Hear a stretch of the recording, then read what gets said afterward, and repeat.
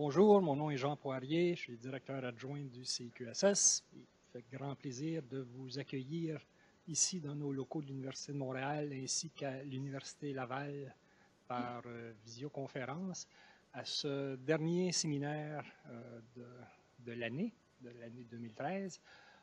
Et on finit en beauté avec une présentation de nos collègues de l'Institut de la statistique du Québec.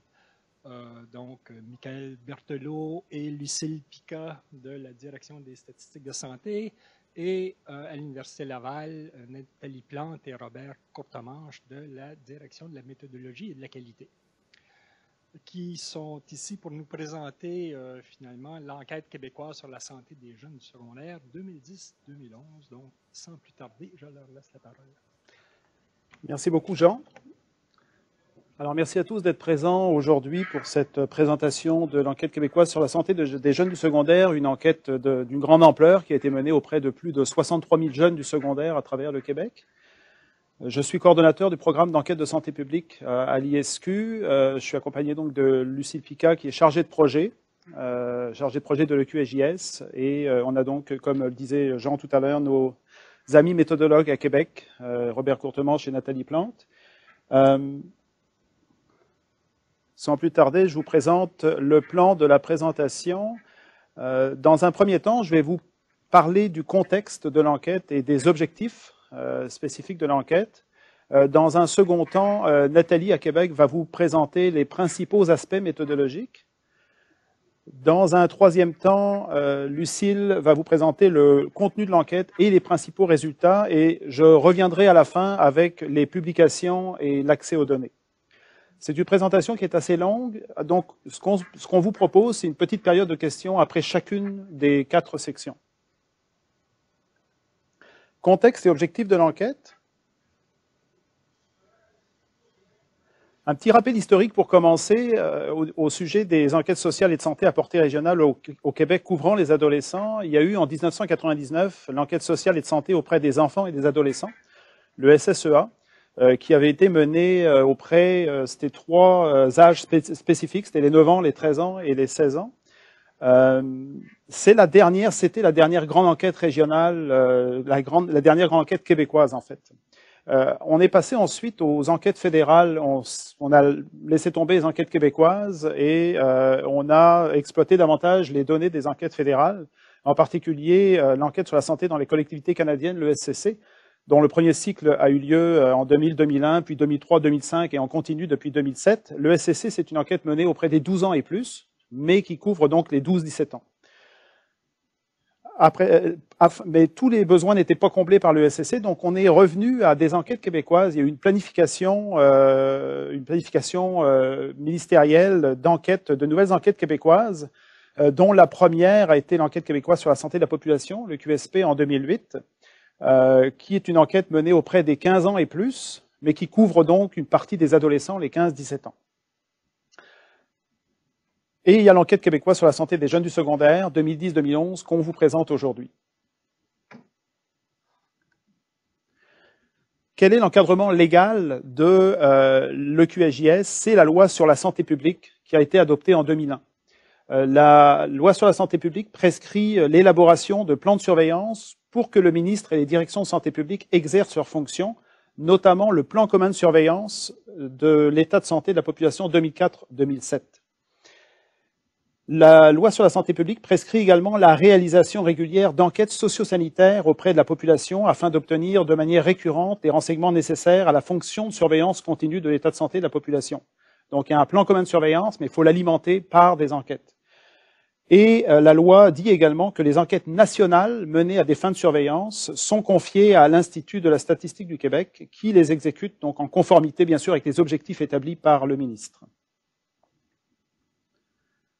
Maintenant, quel est l'encadrement administratif de l'EQSJS? C'est le plan ministériel d'enquête sociale et de santé, qui a été élaboré aux alentours de 2006 en collaboration avec l'ISQ, et qui comprend un programme d'enquête socio-sanitaire quinquennale dans le volet état de santé du plan ministériel. Et dans ce programme d'enquête socio-sanitaire quinquennale, on retrouve le QSP dont je vous ai parlé tout à l'heure, le QSP 2008, le QSJS qu'on vous présente aujourd'hui, et également l'enquête québécoise sur le développement des enfants à la maternelle, l'ECDEM, qui a été menée en 2012. Il était question aussi à un moment donné de mener une enquête auprès des jeunes du primaire, mais elle n'a pas encore eu lieu. Quels sont les enjeux du plan ministériel d'enquête sociale et de santé? Donc, que vise le plan ministériel? Une représentativité régionale des données, une périodicité dans la réalisation des enquêtes pour suivre l'évolution des indicateurs de santé et d'organisation des services. Donc, ce sont des enquêtes qui doivent revenir, ce sont donc des enquêtes récurrentes. Une complémentarité avec les enquêtes fédérales pertinentes à la surveillance de l'état de santé, en particulier l'ESCC, dont je parlais tout à l'heure. La couverture de problématiques de santé pour lesquelles il existe peu de données ou pas d'autres sources de données. La couverture des besoins des volets état de santé de la population, mais aussi organisation des services de santé et des services sociaux du plan ministériel. À l'ISQ, on mène des enquêtes de santé publique pour répondre aux besoins du volet état de santé de la population, mais on mène également des enquêtes en organisation des services pour répondre aux besoins du second volet. L'alimentation en données du plan commun de surveillance pour permettre la mesure d'indicateurs de santé. Et en bout de ligne, évidemment, l'objectif ultime, c'est la mise à profit des données d'enquête à des fins de planification socio-sanitaire.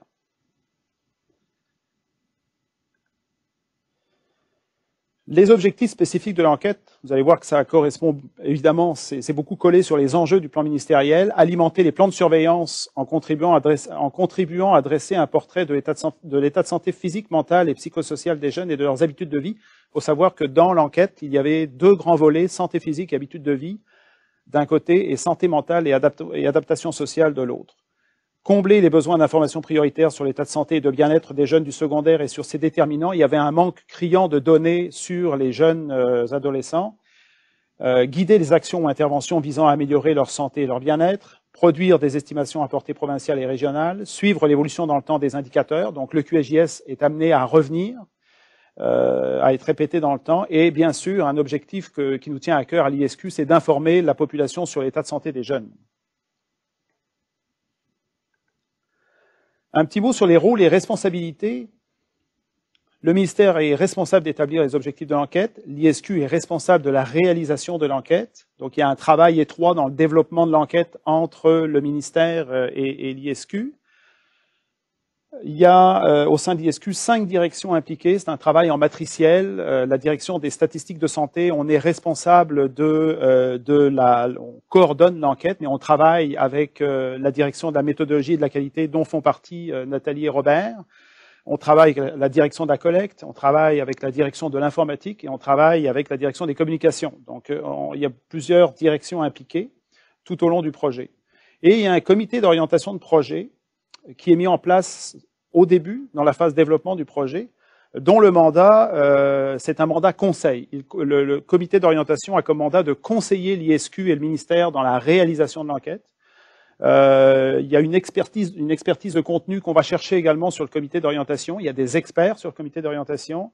Et le comité d'orientation de projet est là tout au long du projet. Il fait un suivi du projet. La composition du comité d'orientation de projet, le ministère et l'ISQ sont bien sûr sur le comité. D'ailleurs, ce sont des comités qui sont coprésidés par le ministère et l'ISQ.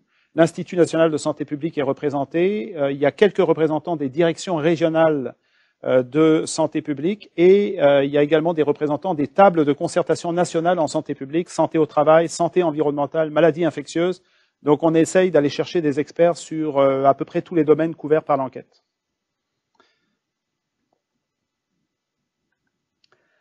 Un petit mot sur l'identification des besoins et la mobilisation des acteurs, la sélection et la priorisation des thématiques et des indicateurs de QSJS, ça a été un long processus. Ça s'est fait en fonction de critères de faisabilité liés aux enquêtes qui ont été établis par le ministère, prévalence, temps d'entrevue, périodicité, budget et autres.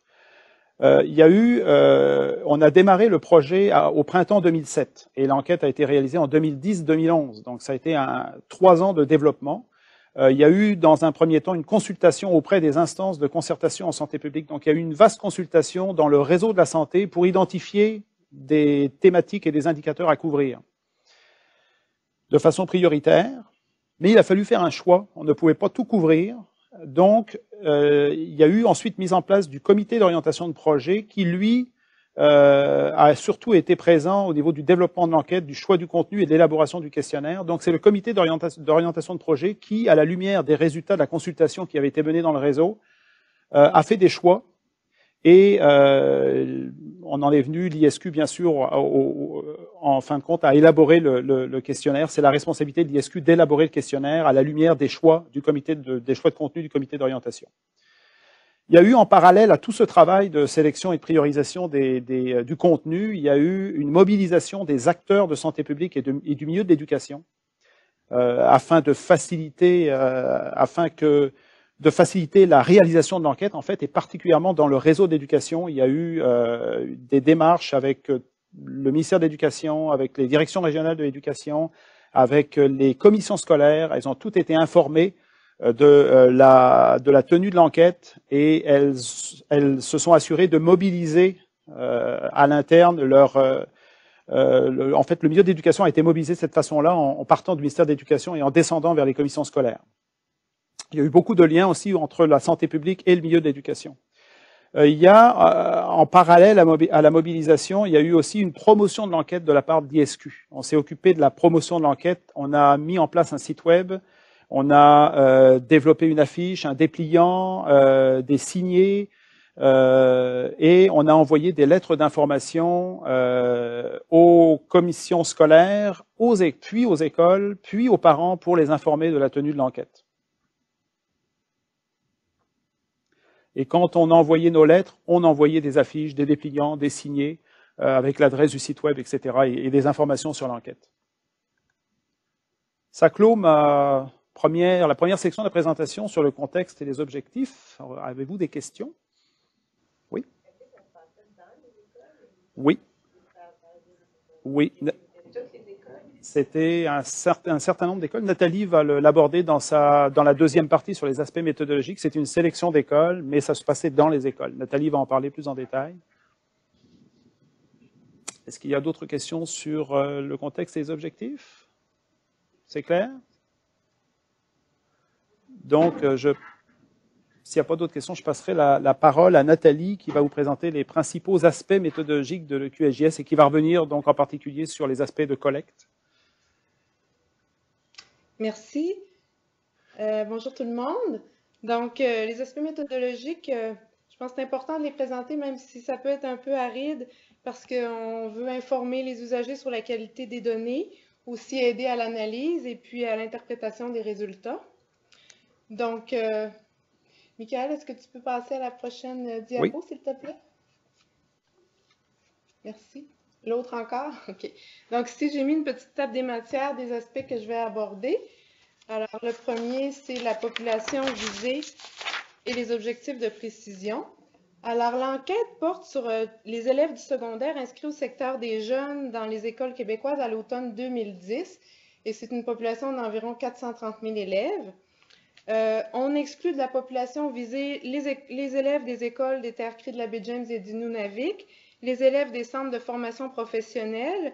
Ceux-ci, je crois qu'officiellement, ne sont pas dans le secteur des jeunes, mais on voulait être certain que c'était compris que ce n'était pas dans la population visée. Et on exclut aussi les élèves des écoles avec 30% ou plus d'élèves handicapés ou en difficulté d'adaptation et d'apprentissage. Ici, donc, en fait, il y a des élèves HDA qui sont inclus dans la population visée, mais pas ceux où il y a une forte concentration dans une même école. Alors, comme Michael l'a dit, l'enquête a une portée nationale et régionale et aussi même locale dans certaines régions qui ont des objectifs à l'échelle locale. Donc, elle couvre 16 régions socio-sanitaires du Québec. On a des objectifs d'avoir une bonne précision pour toutes les estimations de proportion de 16% et plus par combinaison de régions socio-sanitaires, niveau scolaire et sexe. Et puis pour les 8 régions, il y a un objectif de bonne précision en plus du précédent là, par RLS, Réseau local de santé, ou par commission scolaire. Et puis ici, je vais attirer votre attention sur le fait que quand on parle de région socio-sanitaire, on fait référence à celle de l'école fréquentée par l'élève et non à la région de résidence. Je vais y revenir un petit peu plus tard. Le plan de sondage. Alors, pour l'enquête, on visait à sélectionner des classes, ultimement sélectionner des classes pour aller enquêter les élèves à l'école. Donc, idéalement, on voudrait une sélection de classe avec une probabilité uniforme au sein de nos strates du plan de sondage. Comme strate, on a au niveau de la stratification principale la région socio-sanitaire et le niveau scolaire. Ça va avec nos objectifs de production de statistiques. Et l'échantillon n'est pas réparti de façon proportionnelle puisqu'on a des objectifs régionaux. Donc, l'échantillon de base comprend 30 classes échantillonnées par combinaison de régions et niveaux. Et ça représente environ 3550 répondants visés par région, sauf pour le nord du Québec, évidemment, puisque la population d'élèves de cette région-là est plus petite que ça, est plus de l'ordre de 900 élèves. Et on a aussi pour les 8 régions qui ont des objectifs locaux, on a un échantillon supplémentaire de telle sorte qu'on ait 20 classes ou de façon équivalente 500 répondants visés au minimum par RLS ou commission scolaire selon l'objectif. Alors, le plan de sondage, plus spécifiquement, on n'a pas de liste de classes disponible. Donc, notre première base de sondage, c'est une liste d'écoles qui nous vient du ministère de l'Éducation, du loisir et du sport. Et donc, vu qu'on n'avait pas de liste de classe et que c'était notre unité finale, on a décidé de faire un plan à 2 degrés d'échantillonnage, c'est-à-dire on sélectionne d'abord des écoles, puis ensuite des classes. Alors, au premier degré, on a sélectionné 483 écoles avec probabilité proportionnelle à la taille. Ici, quand on parle de taille, on veut dire, dans le fond, on se base sur les données du fichier de déclaration des effectifs ou des clientèles scolaires du MELS de l'année précédente, de l'année scolaire précédente, parce que dans ce fichier-là, on a les effectifs par niveau scolaire pour chaque école. Donc, la taille, en fait, des écoles, ça fait référence au nombre d'élèves inscrits. Et une fois que les écoles sont sélectionnées, pour chaque école sélectionnée, on a un deuxième degré d'échantillonnage. On va sélectionner une ou plusieurs classes pour un niveau. Donc, en tout, on a sélectionné 2723 classes sur la base d'un inventaire des classes des écoles sélectionnées pour un niveau. Et la définition des classes, en fait, on sait qu'au secondaire, les élèves se promènent, dans le fond, les groupes d'élèves changent en fonction des matières. Donc, on devait choisir un cours de référence pour définir les classes ou les groupes. Et on a choisi un cours qui était obligatoire pour tous pour s'assurer que tous les élèves aient une chance d'être sélectionnés. Et puis, on a pris une matière qui n'était pas une matière soumise à un programme de performance pour s'assurer d'avoir une certaine uniformité des groupes. Alors, le cours de référence qui a été choisi, c'est Histoire et éducation à la citoyenneté de première à quatrième secondaire et son équivalent en secondaire 5, Monde contemporain. Et si ce n'était pas possible, là, avec un responsable d'école, de définir les classes sur la base de ce cours-là, on pouvait aussi choisir avec lui une autre matière, mais qui respectait nos critères. Alors ici, c'est un petit schéma pour illustrer un peu là, comment fonctionne le plan d'échantillonnage. Alors ici, c'est un exemple, je crois, qui était pris dans un RLS, où on voulait échantillonner 8 classes par niveau. Et là, on parle du niveau 5e secondaire. Comme on l'a dit, vu que le niveau scolaire fait partie de notre stratification, on veut échantillonner de façon indépendante par niveau. Alors ici, on a une population de 1400 élèves répartis en 8 écoles pour le 5e secondaire. Alors dans le schéma, on voit qu'ici, on a 10 écoles au total dans le RLS. Mais il y a 2 écoles en grisé où il n'y a aucun élève de 5e secondaire. Donc, en partant, ces écoles-là sont pas considérées pour cette strate-là. Et ensuite, il y a 5 écoles qui sont sélectionnées selon notre plan de sondage avec probabilité proportionnelle à la taille. Donc, c'est normal qu'on ait surtout les plus grosses, mais il y en a des petites aussi. On voit qu'il y a une école avec 30 élèves de secondaire 5. Et là, pour chacune des écoles sélectionnées, à droite, on a la liste, dans le fond, la liste des classes qui est inventoriée avec un responsable de l'école. Alors, les classes du cours Monde contemporain. Et puis, pour chaque école, on sélectionne une ou plusieurs classes dépendant du plan de sondage et on obtient nos 8 classes sélectionnées. Et puis là, tous les élèves vont être invités à participer. Merci. La stratégie de collecte. Maintenant, une fois qu'on est rendu, on commence le terrain, la première étape, on en a déjà parlé, c'est l'entrevue téléphonique auprès des responsables d'école pour faire l'inventaire des classes. Ça se fait avec un système informatisé. Et dans certaines écoles, il y avait certaines grosses écoles, des polyvalentes, où il y avait vraiment beaucoup de groupes, puis de types de parcours. Donc, des fois, on s'aidait avec un gabarit papier qui était envoyé à l'école. Et la sélection est faite de façon aléatoire et de façon informatisée pour les classes. L'entrevue, dans le fond, c'est un questionnaire auto-administré anonyme sur mini portable qui se déroule durant une période de cours à l'école. Et on donne comme consigne aux enseignants de ne pas circuler dans la classe pendant que les élèves remplissent le questionnaire. Ils sont là plus pour s'assurer qu'il y a une bonne discipline en classe.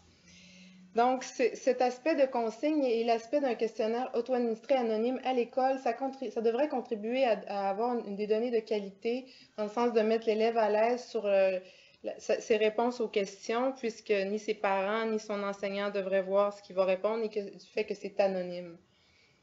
Et par contre, l'aspect mini portable, ça a bien fonctionné, mais c'est un aspect qui est coûteux dans l'enquête puisque ça requiert qu'il y ait 2 intervieweurs qui se présentent en classe.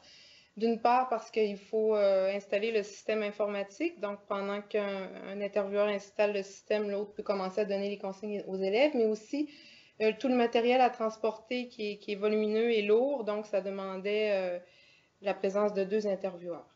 Et on a utilisé un système informatique indépendant de l'école, un serveur local dans lequel étaient stockées temporairement les données des élèves avant d'être retransmis à l'ISQ de façon sécurisée.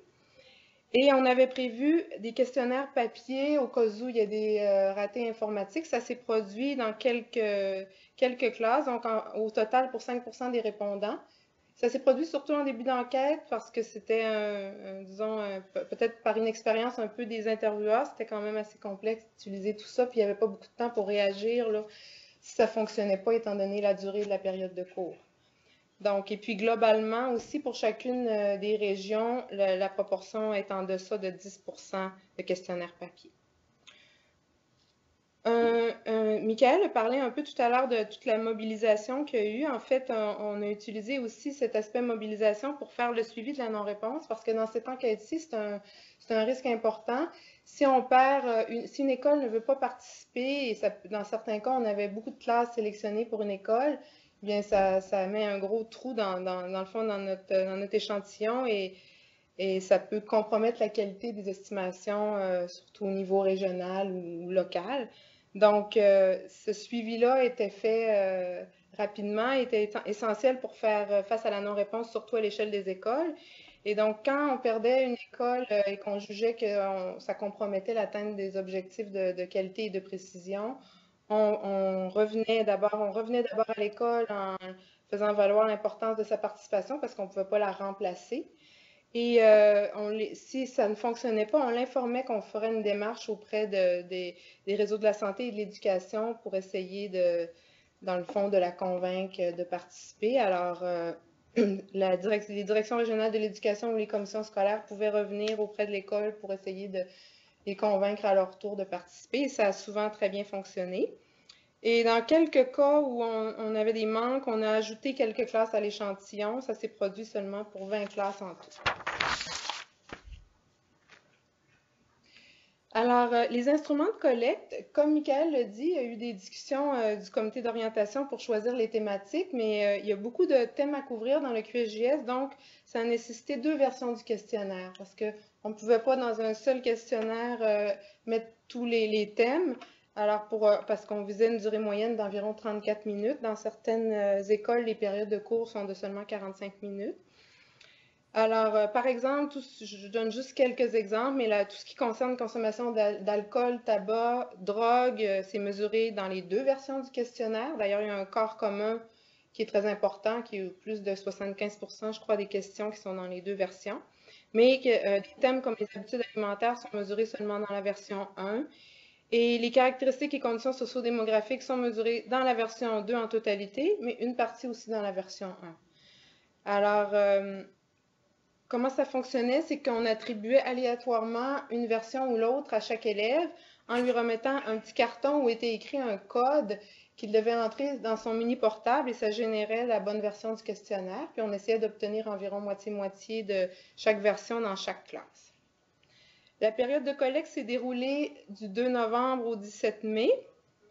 Dans certaines régions, bien qu'on ait essayé de répartir la collecte tout au long de la période de collecte dans chaque région, Il y a eu des régions où ça a été un petit peu plus hâtif, comme par exemple dans le nord du Québec. C'est sûr que du point de vue logistique, il y a toutes sortes de contraintes et de point de vue aussi de le fait que les écoles acceptent ou non de participer plus ou moins rapidement.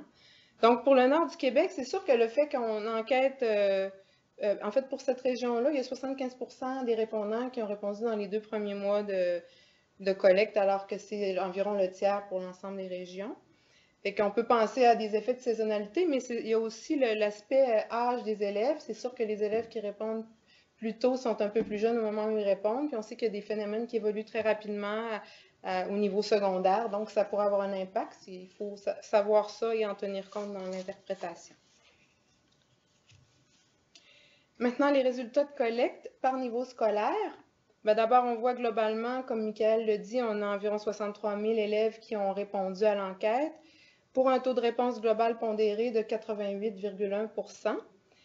Ce taux de réponse-là tient compte de tous les paliers de non-réponse, c'est-à-dire la non-réponse au niveau des écoles, mais aussi des classes et des élèves. La plus grande part de la non-réponse provient surtout de la non-réponse élève, mais c'est environ 9 %. Mais cette non-réponse est principalement due à l'absentéisme et non pas à un refus de participer. Je crois que c'est 8 % d'absentéisme. Donc, la participation était très bonne. Et les taux varient légèrement d'un niveau à l'autre, un petit peu plus faible en troisième secondaire, un petit peu plus élevé en première secondaire. Maintenant, les résultats de collecte par région. Ici, bon, en bleu, on voit la situation pour la région Mauricie et Centre du Québec. On avait 32 écoles échantillonnées, 200 classes, dans le fond, dans ces 32 écoles. La population de cette région représente 26 614 élèves et il y en a 4 892 qui ont répondu pour un taux de réponse de 88,6 %. Et on voit que les taux de réponse dans toutes les régions sont supérieurs à 86 %, sauf pour la région de Laval qui a 73,5 %. Et dans cette région, ça a été des problèmes au niveau de la non-réponse école qui ont coûté cher, mais le taux de réponse est quand même respectable. Merci. Maintenant, on arrive à l'estimation. Donc, quand on parle d'estimation, inévitablement, on doit penser à pondération. La pondération, c'est qu'on associe un poids à chacun des répondants qui nous dit le nombre de personnes qu'ils représentent dans notre population visée. Donc, si on veut partir de nos répondants et inférer les résultats à la population visée, on doit utiliser cette pondération. La pondération tient compte d'une part de la probabilité de sélection qui varie. Dans notre cas, elle varie pas mal parce que elle varie selon les régions. On sait qu'on a des tailles d'échantillons assez similaires d'une région à l'autre, mais les tailles des populations sont variables. Et elle varie aussi en raison de l'absence d'une liste de classe au départ. Donc, même si on essayait d'avoir quelque chose d'uniforme, dans la réalité, ce n'était pas tout à fait comme les hypothèses qu'on avait posées pour faire le plan de sondage. Donc, il y a une variabilité des probabilités de sélection qui vient de là. Ensuite, la pondération tient compte de la non-réponse différenciée. Donc, dans certains cas, il y a des groupes qui répondaient en plus grande proportion que d'autres. Donc, on a pu faire des ajustements. Et un ajustement final des poids qui est fait aux effectifs de population de notre fichier de départ du MELS, qui est en fait dans ce cas-ci, je ne devrais pas dire le fichier de départ, mais c'est les effectifs de population de l'année en cours. Donc, à partir du mois de février environ, on a accès à ces données-là pour l'année en cours. Alors ça nous assure qu'on a des totaux de population qui concordent avec notre population de référence officielle au ministère de l'Éducation. Donc, les ajustements sont faits pour aller avec nos objectifs, c'est-à-dire selon la région, niveau et sexe, et aussi pour les régions qui ont des objectifs locaux, on s'intéresse aussi à ajuster selon la géographie à l'échelle locale, RLS ou commission scolaire. Il y a une question qui se pose aussi dans le QSJS quand on parle de pondération, c'est quelle pondération choisir? Parce que vu qu'on a 2 versions du questionnaire, ça veut dire qu'il y a des élèves, il y a des questions ou des thèmes qui ont été répondus par une partie des élèves seulement, donc on doit pouvoir ajuster notre pondération pour en tenir compte. Donc, ça prend 3 pondérations pour l'analyse des indicateurs de l'EQSJS. Lorsque c'est des indicateurs qui sont communs aux 2 versions du questionnaire, on a la variable poids com, qui est le poids commun, comme par exemple pour les estimations sur le tabac, l'alcool. Ensuite, pour les indicateurs qui sont mesurés seulement dans la version 1, on a le poids reste V1 et pour la version 2, poids reste V2. Si on veut faire des analyses, soit des modèles ou croiser des variables entre elles, mais il faut prendre comme dans le fond l'intersection. Donc, si on voulait croiser un indicateur de la consommation de tabac, d'alcool ou de drogue avec une variable sociodémographique, en fait, dans les variables sociodémographiques, j'ai dit tout à l'heure que tout était mesuré dans la version 2, mais dans la version 1, il y a le lieu de naissance qui n'est pas mesuré, le lieu de naissance de l'élève et des parents. Donc, si on veut croiser une variable sur le tabac avec le lieu de naissance, on doit utiliser le poids version 2. Mais si on utilise les autres variables sociodémo, on peut utiliser le poids commun. Si on prenait par contre l'indicateur sur les habitudes alimentaires, on a dit qu'il était mesuré seulement dans la version 1, et qu'on croise avec les variables sociodémographiques, si c'est une variable autre que le lieu de naissance, on prend le poids V1, mais si c'est le lieu de naissance, malheureusement, il n'y a pas de croisement possible puisque ce ne sont pas les mêmes élèves qui ont répondu aux questions. Maintenant, la question de l'estimation de la précision et des tests statistiques. Dans le QSJS, on a utilisé la méthode du bootstrap, ou en meilleur français, auto-amorçage. En fait, quand on parle de bootstrap, faut tout de suite, ça ne fait pas référence aux estimations ponctuelles, les estimations de proportion, c'est vraiment une question des aspects qui sont liés à l'estimation de la précision et les tests statistiques. Donc, puisqu'on a 3 pondérations principales, on a aussi 3 séries de pondérations bootstrap associées à chacune des pondérations principales. Alors, on a créé pour le QSJS 2000 pondérations. Donc, je vous épargne les noms des poids bootstrap, vous les avez à l'écran. Alors, ces poids-là sont utilisés pour estimer la variance, pour construire des intervalles de confiance et pour faire des tests statistiques, soit un test global d'indépendance ou un test d'égalité de 2 proportions. J'ai mis une petite note parce que c'est sûr que ça demande du temps d'exécution quand on utilise des poids bootstrap. Si on veut faire simplement estimer la variance, faire un test d'indépendance ou construire un intervalle de confiance en utilisant une approximation normale et une variance bootstrap, on peut utiliser seulement les 500 premiers poids et c'est suffisant. Michael, peux-tu cliquer plusieurs fois parce qu'il y avait un genre de... une dernière fois? Merci. Donc, dans le QSJS, pour ce qu'on a produit comme statistique pour nos rapports et tout, jusqu'à présent, on a utilisé l'intervalle de confiance bootstrap, c'est-à-dire c'est une méthode empirique. On ordonne, dans le fond, pour chaque poids bootstrap, on utilise ce poids-là comme pour créer une estimation ponctuelle. Et pour si on utilise les 2000 poids bootstrap, ça veut dire que pour chaque poids bootstrap, on a une estimation.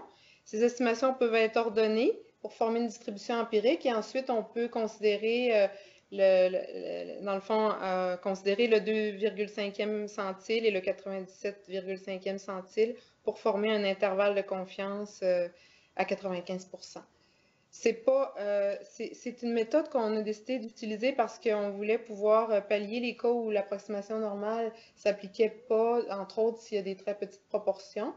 Mais dans le cas où l'approximation normale s'applique, les méthodes habituelles en utilisant la variance peuvent être utilisées. Prochaine diapo, s'il te plaît. Ah, c'est beau. Non, excuse-moi, je t'ai mêlée, c'était correct, Michael, la précédente. OK. Les tests statistiques maintenant. Encore une fois, dans le QSJS, on a utilisé le concept de l'intervalle de confiance bootstrap pour faire des tests d'égalité de 2 proportions et en construisant, dans le fond, un intervalle sur la différence des proportions, si on veut comparer, par exemple, garçons et filles. Donc, à ce moment-là, on construisait l'intervalle sur la différence et on concluait une différence lorsque l'intervalle ne contenait pas la valeur nulle. Mais ça aussi, encore une fois, c'est surtout intéressant quand on parle d'une petite taille d'échantillon, ce qui est plus rare dans le QSJS, ou bien d'une très petite proportion. Dans le cas où l'approximation normale s'applique, on peut utiliser les tests usuels.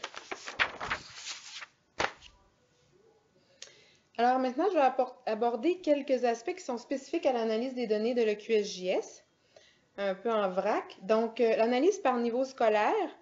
En fait, c'est ce qui est recommandé en général si c'est pertinent de le faire comme ça. L'enquête a été montée comme ça suite à des décisions du comité d'orientation. Donc, on a sélectionné les élèves par niveau scolaire. Et donc, comparativement à une analyse par groupe d'âge, on va obtenir une meilleure précision si on fait une analyse par niveau scolaire. Par ailleurs, il faut noter que les analyses par groupe d'âge peuvent être faites, mais il faut pas oublier que les échantillons par groupe d'âge ne sont pas représentatifs de l'ensemble des élèves ou en fait l'ensemble des jeunes des différents groupes d'âge. Par exemple, si on prend les groupes plus extrêmes, les élèves les plus jeunes de 11 ou 12 ans ou les élèves de 17 ans, ben, ils peuvent ne pas être au secondaire. Et pour les plus vieux, ils peuvent avoir tout simplement quitté l'école. Donc, si on fait une analyse par groupe d'âge, il faut faire attention à comment on interprète les données sur les groupes d'âge. Ce n'est pas des groupes de population générale. Et le point classification des élèves selon le niveau, en fait, on a utilisé la nomenclature du ministère de l'Éducation, c'est-à-dire au deuxième cycle, pour les élèves qui sont en difficulté, ils peuvent être orientés vers des parcours de formation axés sur l'emploi. Et il y a deux parcours de formation, dans le fond, autre que le parcours de formation générale. C'est celui formation préparatoire au travail, FPT, qui est d'une durée de 3 ans, et formation menant à l'exercice d'un métier semi-spécialisé d'une durée de 1 an. Donc, pour le FPT, les élèves qui suivaient ce parcours-là, dans le fichier du MELS, les élèves qui étaient en première année de FPT étaient tous classifiés en 3e secondaire, en 2e année en 4e secondaire et en 3e année en 5e secondaire. Alors que pour le FMSS, c'est seulement 1 an et tous les élèves étaient classifiés en 3e secondaire. Donc, ça a un certain impact sur les estimations en 3e secondaire, en ce sens qu'on y retrouve des élèves qui sont peut-être un peu plus âgés que ce qu'on s'attendrait pour ce niveau-là. Mais les parcours FPT et FMSS représentent quand même une petite proportion par rapport à l'ensemble, mais on a pu voir qu'ils pouvaient avoir des caractéristiques assez différentes des autres. Donc, c'est important de savoir ça. Ensuite, je vais vous montrer un graphique juste après cette diapo-là qui illustre un peu la problématique. Ensuite, analyse régionale, on l'a dit, on parle de la région de l'école et non de la région de résidence. On doit toutefois dire qu'il y a une très forte concordance entre les deux variables. Donc, l'analyse de la région de l'école devrait refléter à peu près ce qui se passe pour la région de résidence. Là où il y avait des écarts un peu, là où la concordance était moins forte, il y avait Laval et un peu moins Laurentides, Lanaudière et Montréal. Pour Montréal, c'est qu'il y avait des élèves qui allaient à l'école à Montréal, mais qui habitaient à l'extérieur, donc un peu plus que pour les autres régions. Et dans les autres cas, c'était l'inverse. Alors, ici, c'est un exemple pour illustrer un peu l'impact de la classification quand on suit la classification selon le niveau du MELS. C'est un graphique qui montre la consommation de drogue selon le niveau scolaire au cours des 12 derniers mois. Alors, si on regarde, on va s'intéresser aux deux courbes du haut. C'est la consommation de cannabis. La ligne continue nous donne la proportion estimée pour l'ensemble des élèves et la ligne pointillée nous donne, dans le fond, la consommation pour ceux qui sont en formation générale seulement. En fait, on a créé une variable qui indique le parcours dans le QSJS pour pouvoir un peu étudier ces aspects-là. Mais ça couvre un petit peu plus que les parcours FPT et FMSS parce que quand on appelait dans les écoles, les responsables souvent nous disaient qu'il y avait des groupes qui ne pouvaient pas être classifiés en formation générale. Donc, il y avait une certaine discordance avec les données officielles, avec ce qu'on a officiellement au MELS. Donc, on a quand même gardé ces groupes spéciaux dans un parcours qu'on appelle autre et qui représente environ 7% de l'ensemble. Donc, ici, la ligne en pointillé nous donne, dans le fond, seulement ceux qui sont en formation générale telle que déclarée par le responsable de l'école. Et on voit qu'en 3e secondaire, il y a un écart plus important d'environ 3% entre les deux statistiques. Donc, on voit que même si ils sont pas si nombreux en proportion, ils sont probablement très différents puisqu'ils peuvent influencer la statistique. Ensuite, je vais attirer votre attention sur le fait que dans l'enquête, il y a plusieurs indicateurs qui sont définis sur la base de centiles, en particulier dans la section santé mentale. Par exemple, proportion d'élèves au niveau élevé de détresse psychologique, c'est basé sur une échelle, un continuum dans le fond, mais on choisit un point de coupure et ce point de coupure-là, c'est le dernier quintile. Même chose pour les élèves à risque élevé de décrochage scolaire. Donc, le dernier quintile de la distribution des scores détermine le seuil pour le niveau élevé. Donc, la proportion d'élèves au niveau élevé va être de 20%.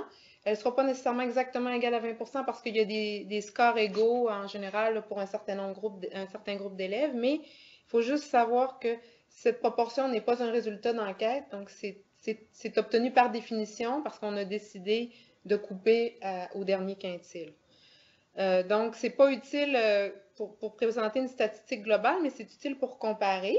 Par exemple, pour comparer des groupes entre eux, garçons et filles. Là, je donnais certaines formulations qu'on peut employer pour interpréter ce genre de statistiques.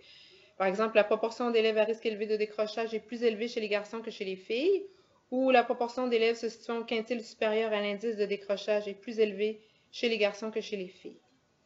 Ces indicateurs peuvent aussi être utiles pour comparer des données d'enquête comparables dans le temps qui utiliseraient un même seuil.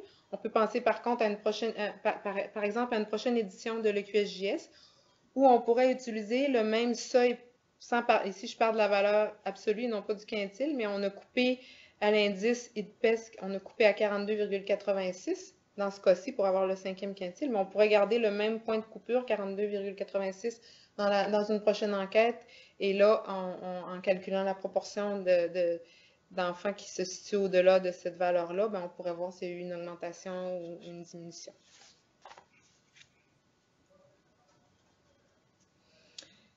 Les écarts d'âge régionaux, on en a parlé un petit peu tout à l'heure. Il y a des légères variations des périodes de collecte qui ont un effet sur la répartition d'âge. Donc, c'est vrai surtout pour Nord du Québec, un petit peu pour Côte-Nord. Mais il ne faut pas oublier qu'il y a des effets, il y a des variations d'âge qui sont dues à la collecte, mais il y a des variations d'âge inhérentes aux régions aussi.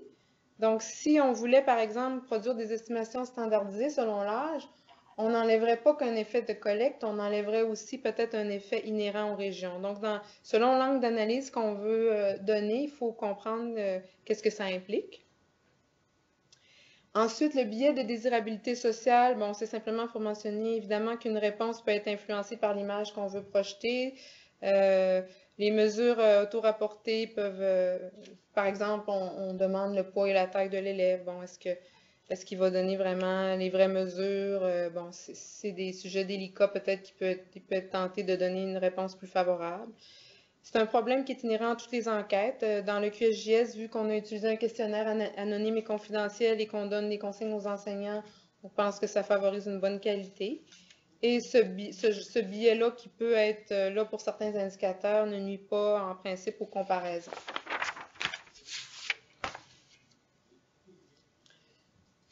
Un dernier aspect spécifique à l'analyse, l'âge d'initiation. Dans l'enquête, on demande à quel âge les gens ont eu, dans le fond, leur première expérience de tabac, alcool, drogue ou relations sexuelles consensuelles. Ce sont des mesures qui sont liées à l'âge au moment de l'enquête. Précédemment, dans l'enquête sur le tabac, l'alcool et les drogues et le jeu chez les élèves du secondaire, qui est une enquête qui a lieu dans les écoles, un peu comme le QSJS, on avait utilisé comme mesure l'âge moyen d'initiation.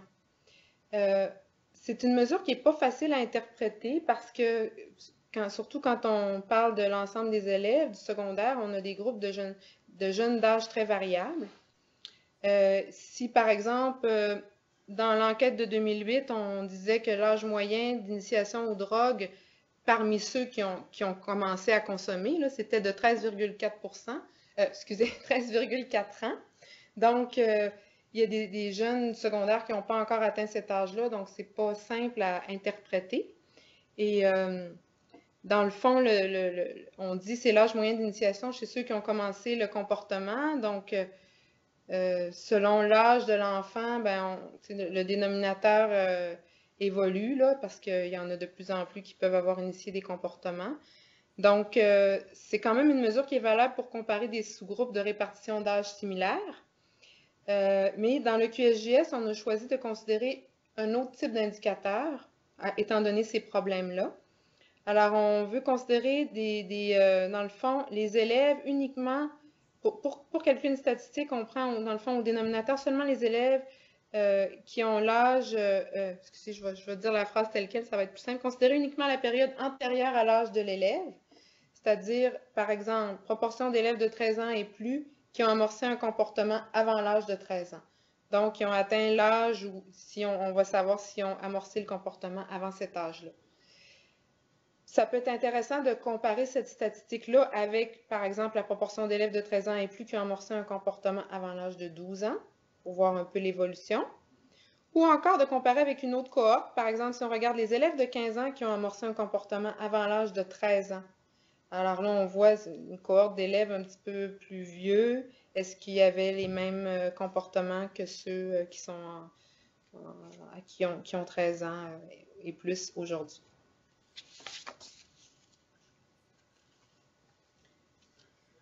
Je pense que je suis à avant-dernier aspect de la présentation, la comparaison avec d'autres enquêtes.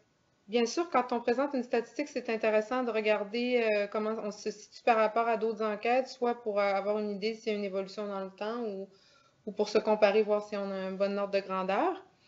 C'est intéressant de le faire, évidemment, mais il faut toujours se questionner sur l'aspect comparabilité. Donc, c'est important de voir un peu les différents... Il y a toujours un peu de différence quand c'est pas la même enquête là, qui est répétée dans le temps.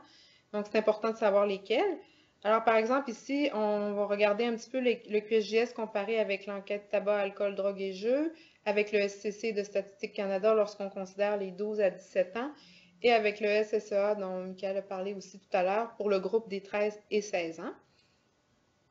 Donc, j'ai indiqué en quelle année les enquêtes ont lieu. Donc, déjà, bon, on peut voir si ça peut être intéressant de regarder dans le temps ce qui se passe. La population visée, le QSJS, comme pour l'état de geste, c'est les élèves du secondaire, alors que le SCC et le SSEA, on est plus en population générale et pour les groupes d'âge considérés. Donc, on peut avoir des élèves qui ne sont pas au secondaire, qui ne sont pas à l'école, dépendant. Le mode de collecte, pour le QSJS, on a un questionnaire informatisé auto-administré en classe. Pour l'état de geste, on a un questionnaire papier auto-administré en classe. Probablement qu'ici, l'aspect auto-administré et en classe surpasse le fait qu'on n'a pas le même moyen, là, papier versus informatisé, mais il pourrait y avoir certains indicateurs qui sont influencés quand même par le mode de collecte. Ensuite, ESCC, c'est une entrevue téléphonique ou en face-à-face à la maison. On peut voir les problèmes que ça peut poser peut-être au niveau de la qualité de... Ben, en fait, pas la qualité, mais disons le fait que l'enfant soit à l'aise de répondre les vraies réponses. Le SSA, c'est un questionnaire papier auto-administré en classe aussi. Il y a aussi d'autres instruments dans cette enquête. La période de collecte, le QSJS novembre à mai, l'état de geste novembre et décembre. Donc, on revient ici à l'aspect saisonnalité, mais surtout âge de l'élève.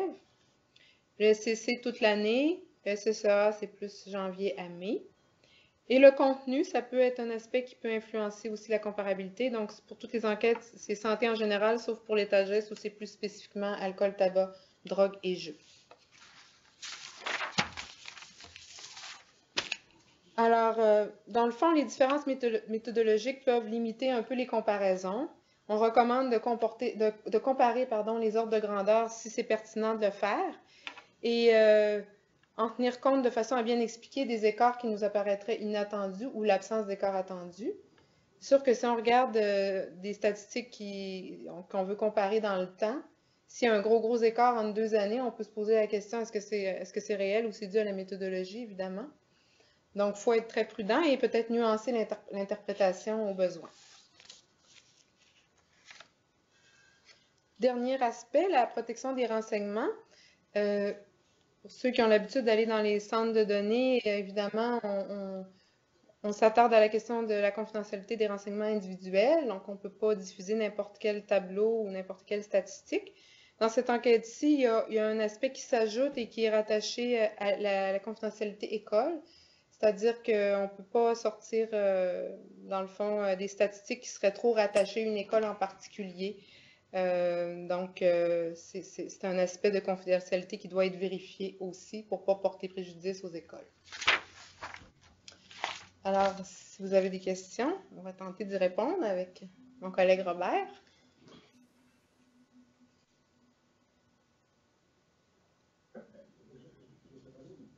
Est-ce que les élèves des écoles privées font partie de l'échantillon? Oui. Oui? Oui. Écoles privées, publiques, anglophones, francophones. Un tableau, j'ai pas retenu les chiffres, mais vous aviez Montréal, 200 classes, mais au prorata de la population, c'est qu'il y a beaucoup. À Montréal, 25% des élèves du secondaire sont à l'école privée. Et vous avez Montréal, école sélectionnée 83, 150 classes sélectionnées, 93 000 élèves, c'est ça? Il y avait 99 000 élèves dans la population, oui. Donc, les écoles privées sont là. Oui. Oui. Oui. Les taux de réponse, enfin, vous ne connaissez pas les taux de réponse école privée, école publique? Oh, je ne me souviens pas ça par cœur. Nathalie? Non, j'ai pas ça, mais le taux de réponse... Je pose la question parce que vous connaissez sans doute l'enquête PISA de l'OCDE et l'enquête 2009, strictement au plan statistique, le Québec aurait dû sortir de l'enquête parce qu'on ne répondait pas aux critères statistiques de l'OCDE, mais on a argumenté pour convaincre que c'était fiable. Alors, le Québec apparaît, mais strictement aurait dû être sorti comme l'Angleterre a été sorti à la première enquête PISA. J'avais une autre question qui était la suivante. Donc, vous n'avez pas de code postal? Le code postal Oui, oui, oui, pour l'indice de défavorisation. Le code postal de l'élève ou de l'élève. De l'élève. Oui. OK, d'accord. OK, ma dernière question. Vous avez mentionné la probabilité de décrochage. Ça fait référence à quoi, ça? Comment? La probabilité de décrochage. C'est l'indice de Janos, de Michel Janos, de l'Université de Montréal. C'est un indice c'est son indice à lui qu'on a utilisé, mais qu'on a utilisé ça en quintile et qu'on a défini un seuil légèrement différent. Mais c'est tout expliqué dans le tome 2, je pense. J'ai écrit le chapitre, mais je me souviens pas de tous les détails. Non, mais c'est un risque, un risque de décrochage. C'est pas le vrai décrochage. Mais basé sur quoi? Les réponses des élèves? Non, c'est basé sur un panoplie de questions sur le rendement scolaire en français ou en mathématiques. De l'élève? De l'élève. Auquel il répond? Oui, c'est lui qui répond. C'est basé aussi sur le retard scolaire, selon qu'est-ce qu'il a dit, est-ce qu'il a déjà manqué une année d'école où il était mis en arrière. Et la troisième série de questions était, je pense que son engagement scolaire. Il y avait une série de questions, son engagement à continuer, s'il aimait l'école. Donc, c'est toute une série de questions qui composent l'indice. Et c'est tout bien expliqué dans le dernier chapitre du tome 2, je pense. Hein? Oui, du tome 2. Non, j'ai une question, puis une dernière remarque. Dernière question, c'est le poids et la taille en kilos est auto-rapporté ou mesuré? Oui. Oui, quoi? Auto-déclaré. Auto-déclaré. On sait que c'est pas parfait, mais si vous avez vu les intervieweurs, il y avait des équipes d'intervieweurs. Ils avaient chacune, c'est souvent des femmes, 2 grosses valises remplies des ordinateurs portables, des souris et toutes sortes d'équipements pour apporter dans les écoles. Donc, on n'avait pas l'espace pour les balances.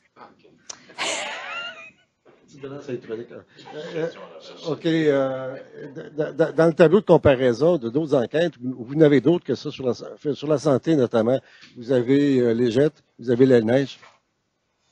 Vous avez la neige, c'est des années comparables, des âges comparables. Vous avez au moins ces 2 enquêtes. Bien sûr, comparer surtout les enquêtes régionales qui sont en fait des enquêtes québécoises là, et le SLC également qui vient couvrir le Québec. Bonjour. Ma question, moi, dans le fond, c'était, vu qu'on posait la question, mettons, ta consommation dans les 12 derniers mois, si on posait la question au mois de novembre ou si on la posait au mois de juin, ça pouvait avoir un impact dans la réponse. Mais est-ce que, exemple, par niveau, est-ce qu'on se disait tous les secondaires 3, on va les faire plus au début de l'année ou ça n'a pas été... Parce que si, exemple, dans le niveau de secondaire 3, si on pose au début ou à la fin de l'année la même question dans les 12 derniers mois, ils n'ont pas eu les mêmes 12 derniers mois. C'est Nathalie qui pourrait bien répondre à cette question. C'est un problème de saisonnalité? Ben, en fait, on vise une période d'un an, qui n'est pas nécessairement 12 mois. On veut pas, en fait, une période spécifique de 12 mois. L'idée, c'est d'avoir une période d'un an, mais on n'aurait pas pu prendre des périodes différentes selon le niveau parce qu'on veut comparer les élèves entre eux. Donc, c'est-à-dire, on veut comparer les niveaux scolaires entre eux. Donc, la période de référence est là plus pour indiquer une durée. Des fois, c'est 12 mois, des fois, c'est une période plus courte. Fait qu'il n'y avait pas, c'est ça. Fait que c'est sûr, cette année-là. OK. Ben, parfait. Ça répond à ma question. Merci.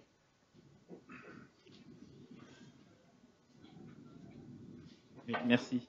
En fait, j'ai cru comprendre qu'il y avait certaines écoles qui pouvaient en fait avoir plusieurs bâtiments. Est-ce qu'on peut avoir...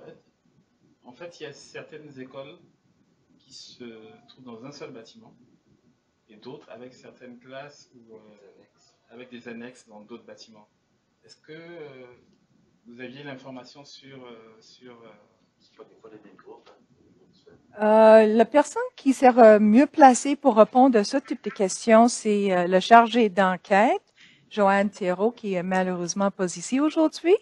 Et c'est elle qui était en charge de mener le collecte sur le terrain. Et peut-être, Nathalie, est-ce que tu connais combien d'écoles étaient en plusieurs édifices?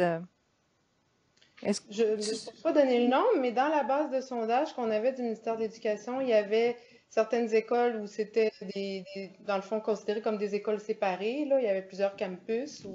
Je sais qu'au niveau de la collecte, il y avait parfois certaines informations comme quoi il y avait plusieurs pavillons. Mais c'était des choses dont, effectivement, les gens de la collecte étaient très au courant et on avait tout un système informatisé qu'on avait monté depuis l'état de geste parce qu'on avait remarqué qu'on ratait probablement certaines classes. Alors, dans le QSJS, un gros système automatisé a été développé pour pouvoir poser des questions détaillées aux responsables des écoles pour être sûr qu'ils n'oublient pas de groupe. On comparait avec les données du MELS aussi de l'année précédente. Donc, s'il y avait des gros écarts entre ce que la personne nous donnait et ce qu'on avait, on posait des questions, savoir est-ce que vous oublieriez des classes dans un autre pavillon, des choses comme ça. Donc, est-ce que ça répond à votre question? Ma question, c'était surtout de savoir s'il y avait un moyen de localiser, en fait, d'identifier le code postal du pavillon. Non, le code postal. Enfin, on avait un code, en fait, le bâtiment plutôt que l'école elle-même, en gros. Bon, sûrement quand il y avait des différences sur, j'imagine, la taille de l'école, qu'on a fait des appels pour savoir qu'est-ce qui s'est passé. Je sais que c'est arrivé à quelques reprises qu'une école fusionnait avec une autre école, etc. Mais on était au courant de ces changements-là. Mais je sais pas, l'information sur l'école, de quelle école il s'agit et tout c'est pas dans le fichier de données comme tel, là. On n'identifie pas les écoles. Donc, je sais pas dans quel but vous voudriez identifier les campus. C'est quoi en fait, j'ai déposé une demande en fait pour pouvoir exploiter les données de cette base de données, exploiter ces données. Et j'aurais voulu les jumeler en fait avec des données géographiques. Pour cela, j'aurais besoin d'un code qui me permet d'identifier plutôt le bâtiment d'une école que l'école elle-même en fait. Pour savoir si c'était possible. Je pense pas. C'est pas dans la banque de données. Non. Petite question qui concerne, vous aviez dit qu'il y avait une représentativité à l'échelle de 8 RLS. On peut-tu les localiser? Si oui, peut-on exploiter les données? En fait, c'est 8 régions qui ont demandé d'avoir un suréchantillon à l'échelle locale. Il y a une de ces régions-là, c'est au niveau commission scolaire seulement. Donc, pour les autres, il y a une bonne précision par RLS. Pour les autres, il y a une bonne précision par RLS. C'est la donnée. Oui. On parle de la même chose, réseau local de santé. Vous savez, oui. les fameux C3S, il y en a 93 au Québec. Est-ce que c'est de ça que vous parlez quand vous parlez de représentativité à l'échelle des RLS? Parce que les régions, c'est RRS, et RLS, c'est à l'échelle plus petite encore. Oui, c'est ça. RLS, Réseau local de santé. Parfait. Mais Merci. c'est seulement 8 régions socio-sanitaires sur les 16 qui ont demandé un suréchantillon pour pouvoir faire ça. Dans les autres cas, la précision n'est pas suffisante à l'échelle locale en général. Parfait, merci. Peut-être seulement une petite question pour terminer cette section-là. Dans toutes les discussions que vous avez eues sur l'élaboration de l'enquête, la méthodologie, tout ça, est-ce qu'il a été question de la possibilité éventuellement de coupler les données de l'enquête aux données administratives du ministère sur les cheminements scolaires des élèves pour essayer d'étudier les liens entre la santé et la réussite scolaire ou l'échec, le décrochage? Est-ce que ça a été sur le radar? Robert me fait signe que excuse-moi. Vas-y, Nathalie. En réalité, l'enquête est, comme on dit tout à l'heure, elle n'est pas seulement que confidentielle. Quand les élèves répondent, on ne les identifie pas. C'est qu'on n'a pas aucune information qui nous permette de relier le questionnaire de l'élève avec les données qu'il nous donne. Et l'objectif, c'est d'avoir des données les plus fiables pour l'élève. C'est sûr qu'en faisant ça, on perd la possibilité du couplage avec d'autres fichiers, avec des fichiers administratifs. OK, merci Robert, c'est très clair, mais je vais revenir un peu donc au niveau des discussions, l'idée éventuellement d'étudier le lien santé, réussite scolaire n'a pas du tout été évoqué. Disons qu'il y a toujours eu cette possibilité d'arrimage, mais ça n'a jamais été vraiment discuté dans le cadre des travaux de préparation de l'enquête. Merci beaucoup. Peut-être juste revenir sur la question posée par monsieur au début sur le taux de réponse école privée, école publique. On n'a pas les chiffres, mais si je me trompe pas, le taux de réponse des écoles privées a été très bon aussi et probablement assez similaire à celui des écoles publiques. Oui. Faut savoir que et Nathalie l'a présenté tout à l'heure, sur 483 écoles, il n'y en a que 13 qui ont refusé. Et dans ces 13-là, on a eu un certain nombre d'écoles privées, mais pas plus, je pense, que d'écoles publiques. Donc ça a été, je pense qu'en termes de taux de réponse, ça a été assez similaire. On a eu un bon taux de réponse, une bonne réception des écoles privées également pour l'enquête. Ma connaissance du PISA, c'est que les écoles privées participent beaucoup plus que les écoles publiques.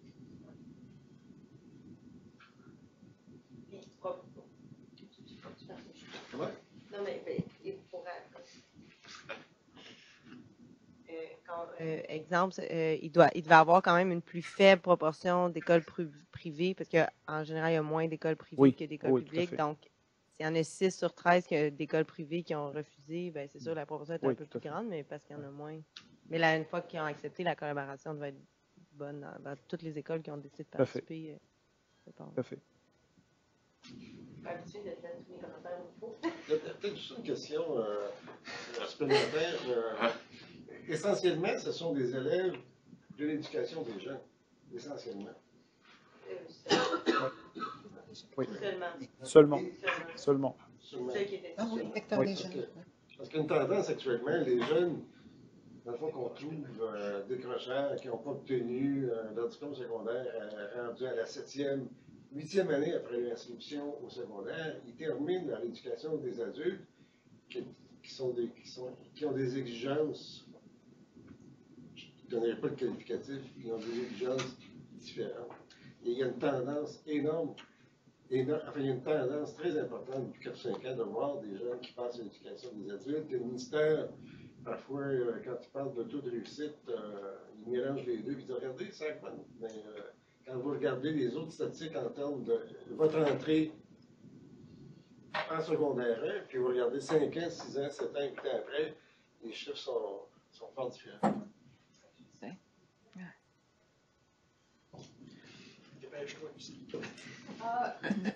Oui. J'ai 5 minutes pour présenter 2 tomes. Oui, merci. Donc, combien de temps est-ce que j'ai? 40 minutes. Oui, à peu près. Aïe, aïe, aïe. Ça, c'est beaucoup. Ça devrait aller aussi. OK, mais Michael, est-ce que tu peux m'aider un petit peu? Oui. Avancer. Oui, s'il te plaît. Excellent. Le contenu rapidement et aussi des grands faits saillants de l'enquête, 2 tomes. Donc, qu'est-ce que vous voyez devant vous? C'est le contenu. Est-ce qu'on va avoir accès aux tomes? Oui. On a accès à Oui, ils sont sur le site et ils sont téléchargeables et on a des tomes extra à l'ISQ. Donc, laissez-nous votre nom et on va vous faire parvenir une copie. J'ai laissé ma carte d'affaires. Si vous voulez des copies du tome 1, du tome 2, envoyez-moi un courriel, puis je vous enverrai des copies. Il nous en reste beaucoup. OK, je ne vais pas vous présenter toutes les informations dans ce diapo, mais juste pour te dire que le contenu commun comprenait plusieurs questions sur les habitudes de vie et aussi dans la partie santé mentale et psychosociale, on a posé beaucoup de questions sur les environnements sociaux des enfants ou des jeunes. Et aussi sur la santé mentale, on a posé des questions sur l'estime de soi, c'est l'indice de Rosenberg, l'efficacité personnelle, l'autocontrôle, l'hyperactivité, etc. On a aussi posé des questions dans les 2 questionnaires sur la violence et les problèmes de comportement, soit des comportements d'agressivité directe ou indirecte, ou des conduites imprudentes, rebelles ou délinquantes, et aussi des questions sur la violence dans les relations amoureuses, et aussi le fameux risque de décrochage scolaire, et aussi des données beaucoup de questions sur âge, sexe, niveau scolaire, etc., situation financière, indice de défavorisation par le biais de le code postal, scolarité des parents, etc. Donc, ici, on voit le contenu spécifique des 2 questionnaires, et Nathalie a déjà fait un survol de ça. Dans le questionnaire 1, dans le premier questionnaire, dans les 2 questionnaires, on avait activité physique de loisir, mais dans le premier questionnaire, on avait juste activité physique de transport. Et aussi, on a posé des questions sur les habitudes alimentaires, de poids et image corporelle. Et une autre partie était dans le premier questionnaire, dans les 2 questionnaires. Et santé bucco-dentaire, l'asthme, santé au travail, et aussi des choses sur la santé mentale étaient posées juste dans le 2e questionnaire, des traits psychologiques, empathie, résolution de problèmes, l'inattention. Et les questions sur l'environnement social des enfants, des élèves, surtout sur l'environnement scolaire, étaient posées uniquement dans le questionnaire 2, et d'autres variables socio-économiques et démographiques. Donc, on a produit 2 rapports. Un a été publié en octobre 2012, c'est le visage des jeunes d'aujourd'hui, leur santé physique et leurs habitudes de vie. Et le deuxième, c'était sur leur santé mentale et leur adaptation sociale, publié en mai 2013. Voici les sujets ou les chapitres du tome 1. On a présenté les caractéristiques de la population, les habitudes alimentaires, activités physiques, poids, apparence corporelle, etc., cigarettes, tabac, alcool, drogue, un comportement sexuel chez les élèves de 14 ans et plus. Ça, c'est les thèmes qui n'ont pas été abordés. C'est la santé bucco-dentaire, santé respiratoire, l'expérience de travail au cours de l'année scolaire. Bon, l'échantillon comprenait 51% garçons, 49% des filles, à peu près 20% par niveau scolaire, mais ça a diminué, j'imagine, parce qu'il y a des jeunes qui ont probablement quitté l'école plus tôt. Pour la situation familiale, la grande majorité des élèves habitaient avec leurs 2 parents dans une famille biparentale, soit des parents biologiques ou adoptifs, ou dans une famille reconstituée, ou dans une famille en garde partagée, et 14% vivaient dans des familles monoparentales. La grande majorité des élèves étaient nés au Québec, 88%, 9% à l'extérieur du Canada. Quant au lieu de naissance des parents, la grande majorité des élèves avaient 2 parents qui étaient nés au Canada, 76%, mais 17% avaient aucun parent né au Canada. Plus haut niveau scolarité des parents, donc inférieur au diplôme d'études, il y avait 7%. Diplôme d'études secondaires complété, il y avait 15%, mais études collégiales ou universitaires, c'était pas nécessairement complété, mais c'était le plus haut niveau atteint par l'un des 2 parents L'indice de défavorisation matérielle et sociale, c'était basé sur le code postal. Et on voit que 27% ont habité dans un milieu très favorisé, 23% dans un milieu favorisé et 17% et 14% dans des milieux défavorisés ou très défavorisés. Voici un peu des informations sur les résultats des habitudes alimentaires. On voit rapidement que pour la consommation de fruits et légumes, c'est le tiers qui consomme le nombre minimum recommandé par le Guide alimentaire canadien. 48% consomment au moins 3 portions de produits laitiers par jour selon le Guide alimentaire canadien, plus chez les garçons que chez les filles. À peu près 3 sur 10 consomment au moins une fois par jour des boissons sucrées, des grignotines ou des sucreries. Et 3 sur 10 consomment de la malbouffe dans des restaurants ou des casse-croûtes au moins 3 fois par semaine. Pour le déjeuner, 60% heureusement ont eu un déjeuner tous les matins de l'école, mais 11% n'ont pas déjeuné tous les matins de l'école. Donc, ça veut dire, dans une semaine, il y avait 11% qui n'avaient pas déjeuné du tout à la maison. Bon, pour l'activité physique de loisirs et de transport, on voit que 30% sont considérés actifs, 24% sont considérés sédentaires. Au total, à peu près 51% sont soit moyennement actifs ou actifs. On voit que les garçons sont plus actifs que les filles en proportion, mais les filles sont plus sédentaires que les garçons. Ah, c'est ça. Donc, mais c'est pas mais c'est l'opposé. C'est l'autre côté. OK, prochaine. Ah. Comment j'ai effacé ça? Oui, c'est beau. Je comprends. OK. La grande majorité des élèves ont un statut pondéral normal. Ça veut dire qu'ils ont un poids normal ou un poids santé, comme on disait auparavant. 69%. Mais 21%, ou 1 sur 5, avaient un surplus de poids, et c'était surtout des garçons, 25% contre 17% chez les filles. Quand on regarde le surplus de poids par embonpoint et obésité, on voit que 7% sont obèses, 14% font l'embonpoint, et c'est surtout les garçons. Donc, prochaine. Je suis presque certaine, vous avez tous entendu dans les nouvelles que 49 ou 50% des élèves du secondaire sont insatisfaits de leur apparence. Bon, ça vient de ces données ici. C'est que 32% des élèves désirent une silhouette plus mince, surtout des filles, 41% versus 24% pour les garçons, et 16% désirent une silhouette plus forte. Donc, c'est surtout chez les garçons. Donc, c'était un fait, je pense que c'est typique et c'est très intéressant à analyser. En termes de tabagisme, 11% sont des fumeurs actuels, et les fumeurs actuels sont composés des fumeurs quotidiens, occasionnels et débutants, dans des petites proportions, et des non-fumeurs, 89%, c'est composé des anciens fumeurs, des anciens expérimenteurs. Et des non-fumeurs depuis toujours, il y avait peu ou pas de différence selon le sexe.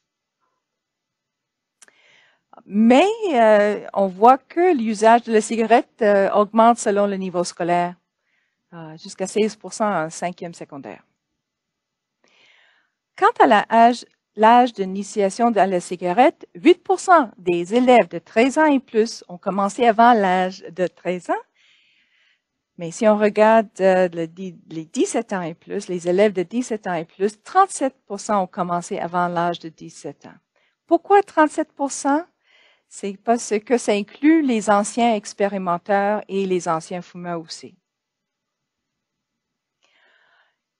Je sais qu'on n'est pas tout à fait comparable avec d'autres enquêtes à cause des différences méthodologiques ou dans le mode de collecte, mais on voit une belle tendance, je trouve.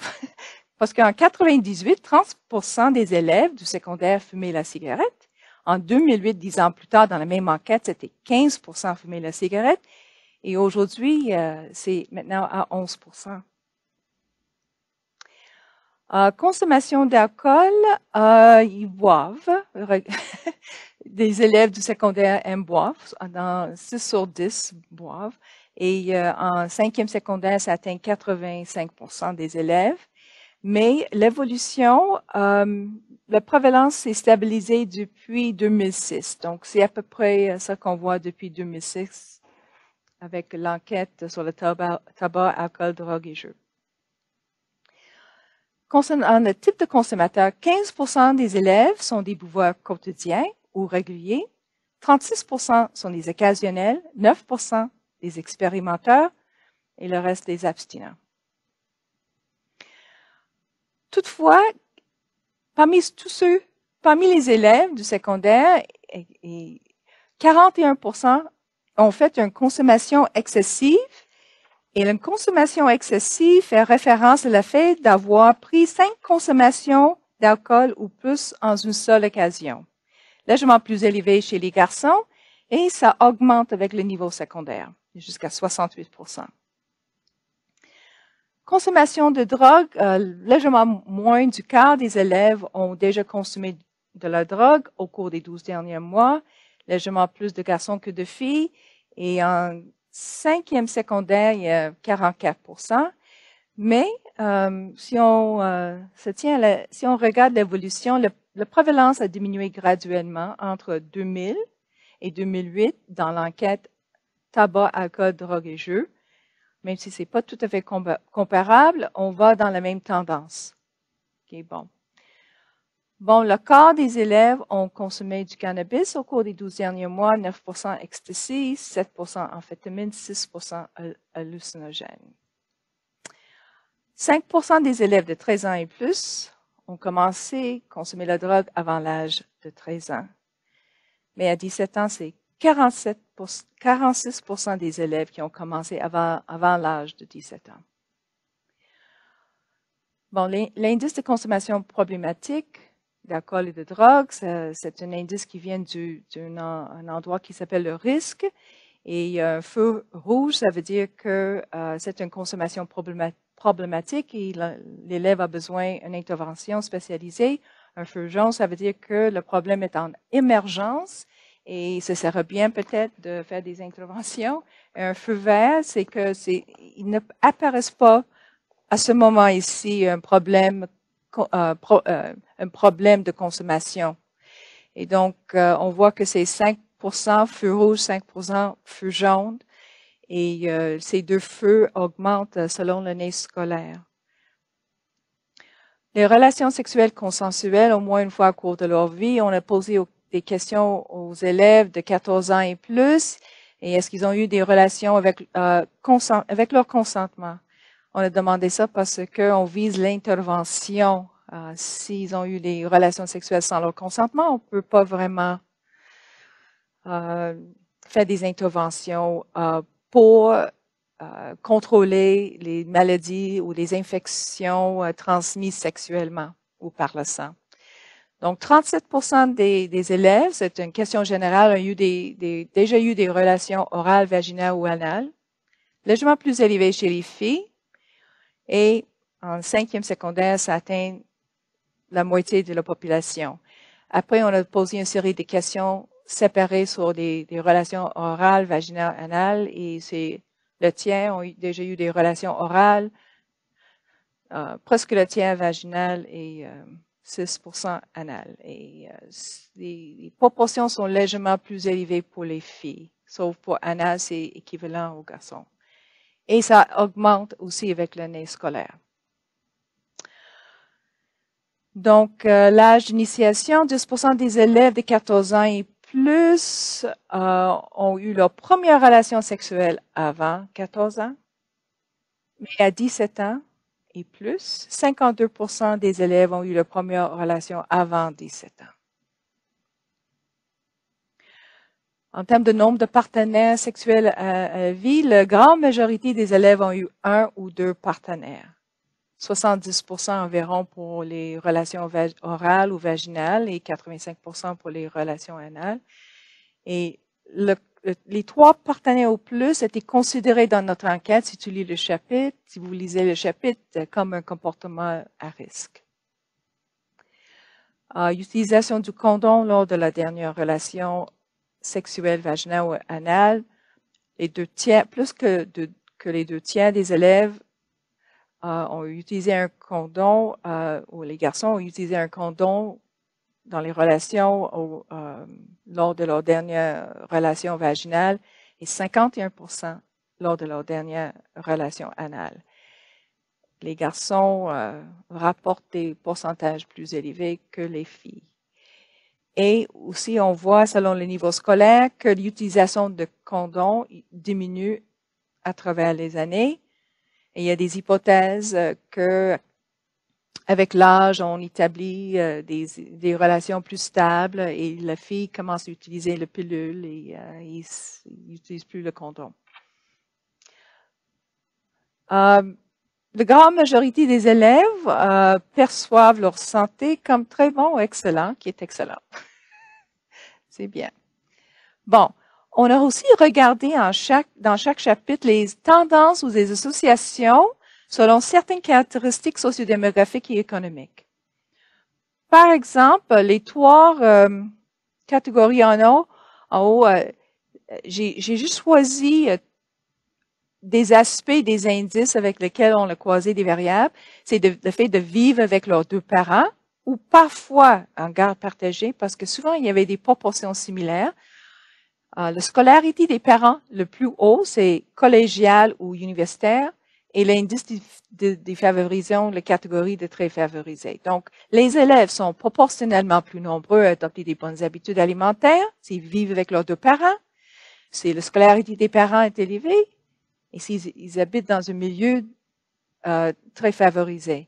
Ils sont moins portés à consommer des boissons sucrées, des grignotés sucrés ou de la malbouffe s'ils ont un ou l'autre de ces conditions et ils sont plus portés d'être actifs physiquement ou moins sédentaires si leur scolarité des parents est élevée ou ils habitent dans un milieu très favorisé. Ils sont proportionnellement plus nombreux à être non-fumeurs s'ils habitent avec leurs 2 parents ou si leurs parents sont scolarisés, ils sont moins portés à avoir un surplus de poids qui est comme lié à l'activité physique, moins susceptibles de consommer de l'alcool ou de la drogue au cours des 12 derniers mois. S'ils vivent avec leurs 2 parents ou il y avait des parents avec une scolarité haute et plus nombreux à percevoir leur état de santé comme excellent, très bonne, et moins nombreux à avoir eu des relations sexuelles s'ils vivent avec leurs 2 parents, si leur scolarité des parents avait été à un autre niveau ou ils habitaient dans un milieu très favorisé. Question. J'ai présenté ça très vite. C'est juste des grandes prévalences et totaux selon le sexe et le niveau scolaire parfois. OK. Prochaine. Le tome 2, on a aussi présenté les essais méthodologiques et caractéristiques de la population, mais dans une façon plus brève. Le chapitre 2 porte sur l'environnement social des jeunes du secondaire, la famille, les amis, et l'école. Chapitre 3 porte sur l'estime de soi, les compétences sociales et les problèmes de santé mentale. Le chapitre 4 porte sur la violence et les problèmes de comportement. Et le chapitre 5 sur le risque de décrochage scolaire. Juste pour vous dire que les indices sur l'environnement social des enfants, l'école, entre autres, la famille, et des amis, ça vient d'un modèle qui était construit en Californie dans le California Healthy Kids Survey. Donc, on a eu le droit d'auteur d'utiliser leurs questions, de les traduire et parfois les adapter parce que les Américaines ou les Américains ne parlent pas comme les Québécois. Ou ne pensent pas comme les Québécois. Et tout avec leur permission. Donc, C'est l'idée que ces aspects-là, quand ils sont très élevés dans le développement d'un enfant, ils renforcent la résilience d'un enfant et aussi ça renforce leur résilience interne ou leur compétence sociale et qui a un impact d'avoir une amélioration sur leur santé physique, sociale et aussi académique ou leur performance scolaire. Donc, ça porte sur l'environnement social de la famille. Le soutien social est basé sur des questions qui demandent à l'élève est-ce qu'il y a un parent ou un adulte à la maison qui s'intéresse à leurs travaux scolaires, avec qui il peut parler s'ils ont des problèmes, ou avec qui ils sont affectueux ou qui croient qu'ils vont réussir, etc. Donc, heureusement, 75% des élèves vivent dans des familles, ils ont un niveau élevé de soutien social familial. La participation significative dans la famille, c'est quand les élèves font des choses intéressantes ou amusantes avec leur famille, où ils se sentent qu'ils contribuent à la vie familiale, où ils participent aux décisions familiales. Donc, 42% avaient un niveau élevé. La supervision parentale, parce que c'était en quintile ou tercile, j'ai pas le total, mais on voit que 30% des garçons ont un niveau élevé de supervision parentale, tandis que 41% des filles ont un niveau élevé. Et c'est juste basé sur 2 questions, mais ces questions viennent d'un indice de Michel Janos de l'Université de Montréal. Le soutien social des amis, c'est quand l'élève a des amis qui se tiennent à lui, avec qui il peut parler de ses problèmes. Et on voit que 69% des élèves estiment qu'ils ont un niveau élevé de soutien social des amis, surtout les filles, 81% versus les garçons, 57%. Aussi poser des questions sur le comportement prosocial des amis. C'est des amis qui prosocial, oui, qu'est-ce que c'est ça? C'est les amis qui réussissent à l'école, qui ne font pas des ennuis, et donc ils ont un comportement considéré prosocial. Et 55% des élèves disent que ils ont des amis avec un comportement prosocial, et c'est plus élevé chez les filles, 65%, que chez les garçons. À l'école, du soutien social scolaire, c'est basé sur le fait d'avoir un professeur ou un adulte à l'école qui s'intéresse à leur vie à l'école, qui se préoccupe quand ils sont absents de l'école, etc. Et où il peut parler avec le professeur. C'est le tiers des élèves ont un niveau élevé. Participation significative, c'est quand ils estiment qu'ils participent à des événements à l'école, ils pensent qu'ils contribuent à la vie scolaire. C'est juste 16% qui ont un niveau élevé. Et sentiment d'appartenance à l'école qui est lié à toutes sortes de choses, c'est que quand on a un grand sentiment d'appartenance à l'école, c'est souvent lié à une réussite ou une plus haute performance scolaire. C'est les gens qui se sentent proches des personnes de l'école, qui sont heureux de fréquenter l'école en question, qui sentent qu'ils font partie de l'école, qu'ils pensent que les profs leur traitent de façon équitable, et donc il y a 30%. Victimisation durant l'année scolaire. On a posé 6 ou 7 questions sur la violence à l'école ou sur le chemin de l'école. Oui, qui touchait des aspects comme est-ce que tu te fais crier des injures ou des noms? Est-ce que tu te fais menacer ou de te frapper ou de tuer quelque chose qui t'appartient, etc. Est-ce que tu as été taxé? Donc, 36% des élèves ont été victimes d'une forme de violence à l'école ou sur le chemin de l'école. Et 5% parce que c'était une question oui, non, et après une question sur la fréquence, 5% disent qu'ils ont vécu une forme de cyber-intimidation. Au total, ça fait 37%. Et on remarque que c'est les garçons qui subissent plus de violence à l'école, 42% versus 29% chez les filles. Mais les filles ont été victimes de un petit peu plus de cyber-intimidation que les garçons. L'estime de soi, c'est l'évaluation qu'on a de nous autres mêmes. On pense qu'on est une personne valable, on pense qu'on possède des bonnes qualités, on pense qu'on peut réussir des choses.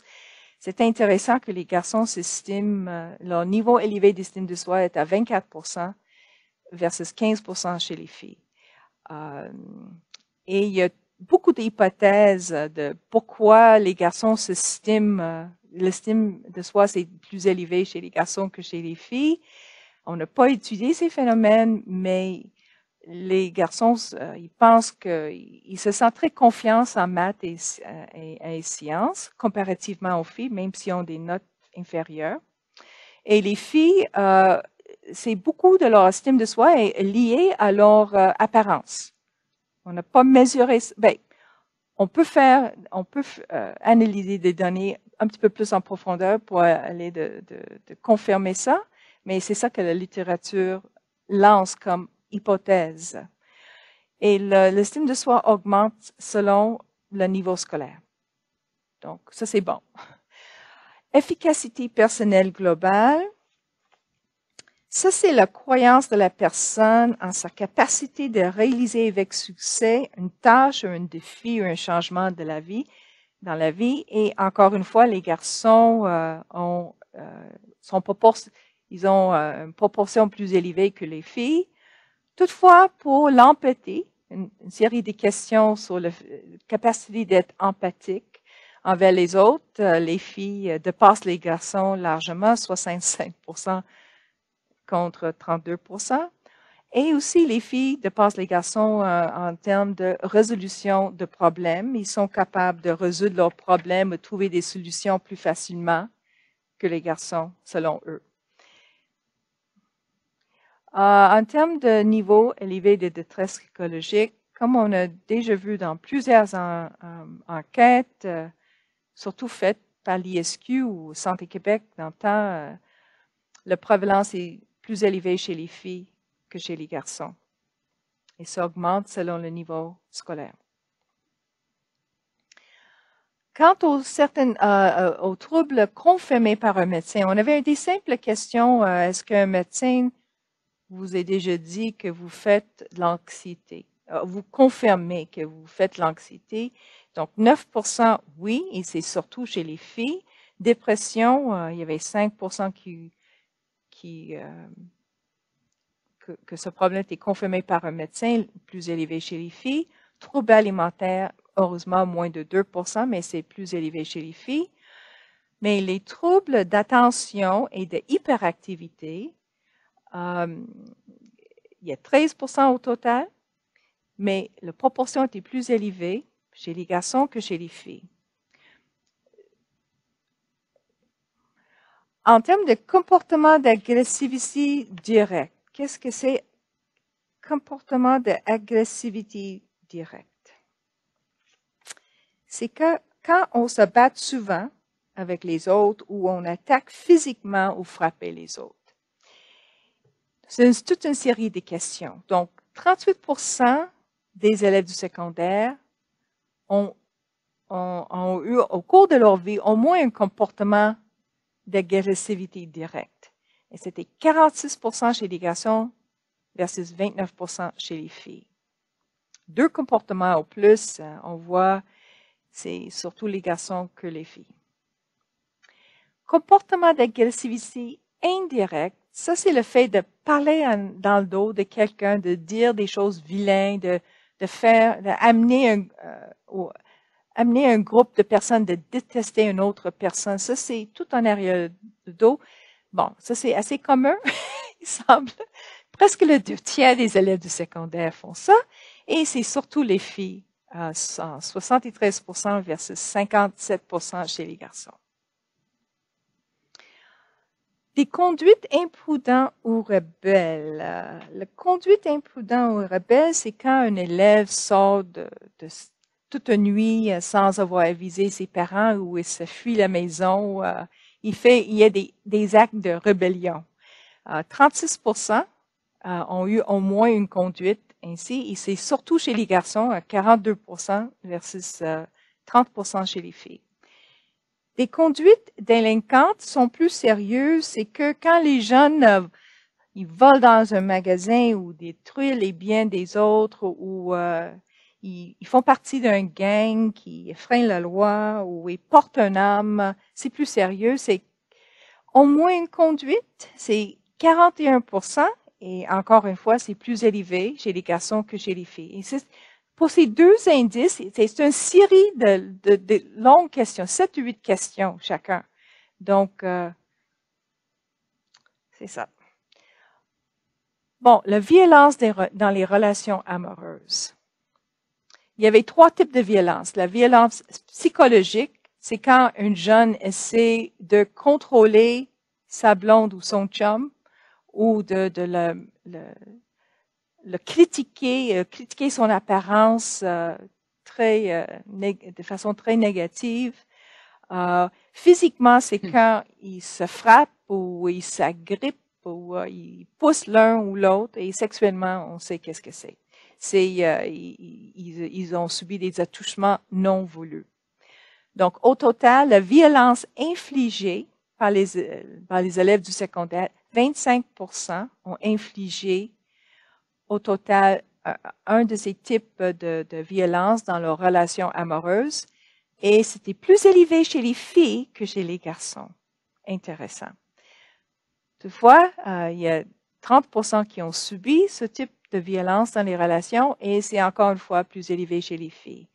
Les filles ont tendance à infliger plus de violence psychologique envers les garçons et plus de violence physique envers les garçons. Et il y a toutes des hypothèses là-dessus aussi. Pourquoi? Parce qu'on sait que les garçons seront plus forts et c'est le testostérone, mais ça a l'air que les garçons, l'hypothèse c'est que les garçons, sachant qu'ils peuvent faire mal à une fille, ils se retiennent, mais les filles, sachant qu'ils ne font pas mal, frappent les garçons.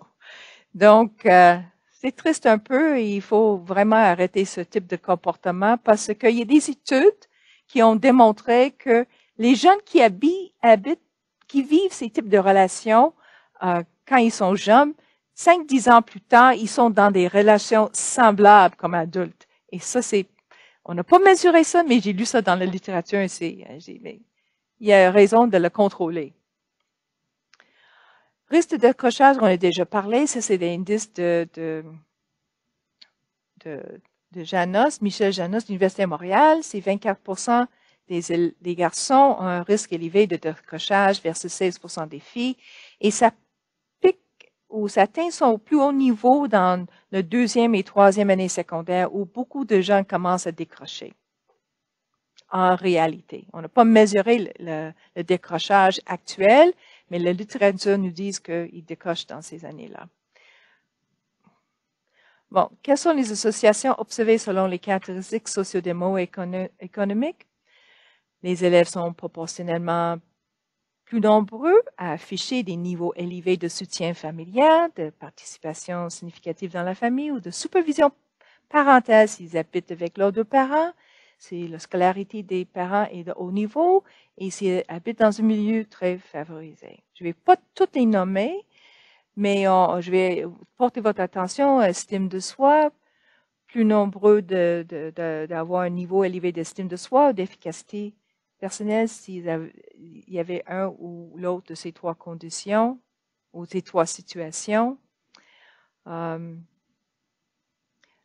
susceptible de présenter au moins un comportement d'agressivité directe, c'était lié plutôt à le fait d'habiter avec leurs 2 parents ou de vivre dans un milieu très favorisé, moins susceptible de présenter un risque de décrochage. S'ils vivent avec leurs 2 parents, soit la scolarité est élevée ou ils habitent dans un milieu très favorisé. On a aussi regardé les mêmes indices, mais selon les aspects de l'environnement social des jeunes. On a regardé le niveau élevé de soutien familial, le niveau élevé de supervision parentale, de soutien des amis et de soutien scolaire. Donc, évidemment, les jeunes, quelque part, c'est évident que les jeunes sont proportionnellement plus nombreux à afficher des niveaux élevés d'estime de soi et d'efficacité personnelle s'ils ont un niveau élevé de soutien social à la maison, s'ils ont un niveau élevé de supervision parentale, s'ils ont un niveau élevé de soutien des amis, s'ils ont un niveau élevé de soutien scolaire.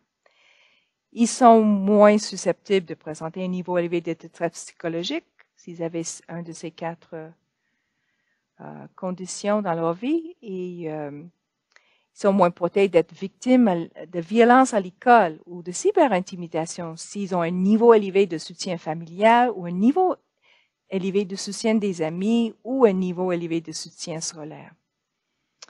Moins nombreux à présenter au moins un comportement d'agressivité directe ou d'avoir une conduite délinquante s'ils ont un de ces conditions.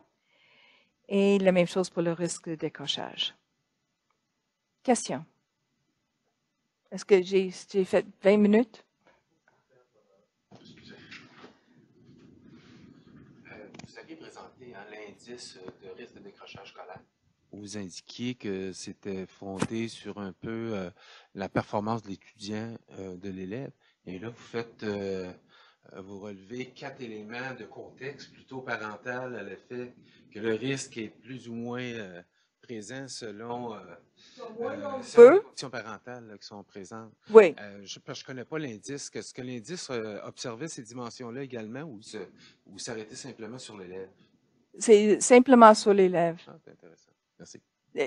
L'indice est basé sur le rendement scolaire, leur auto-évaluation en mathématiques et français. Il doit donner la note moyenne. On a mis des notes sur le retard scolaire, est-ce qu'ils ont déjà été mis en arrière. Ils ont manqué une année ou 2. Et sur leur engagement scolaire, il y avait 4 questions, je pense, sur leur engagement scolaire. Donc, c'est basé là-dessus.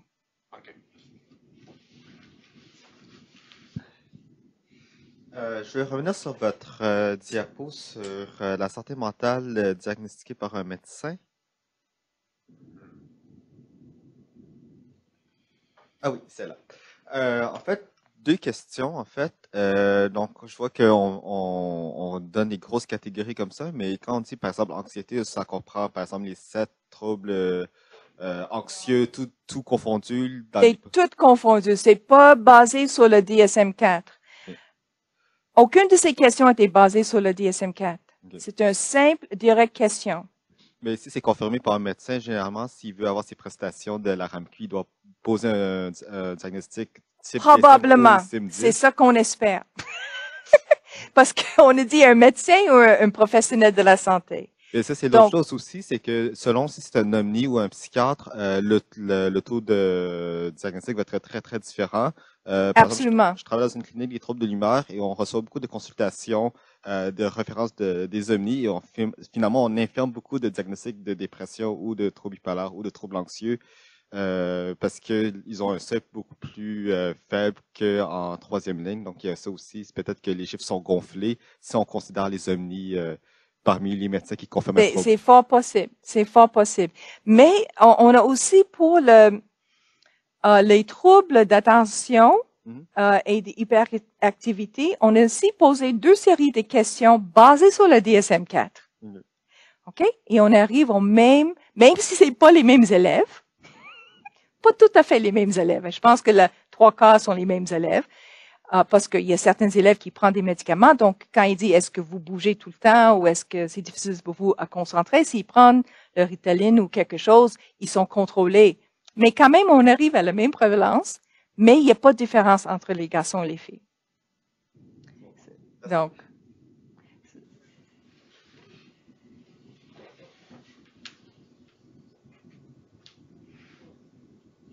C'est juste concernant les tableaux, peut-être les précédents, là, quand on disait au moins une fois, 1 ou 2 fois, 3 fois et plus, si on peut revenir. C'est juste si on additionne les pourcentages, là, comme je veux juste comprendre. Est-ce que vous pouvez revenir, s'il vous plaît? bloqué.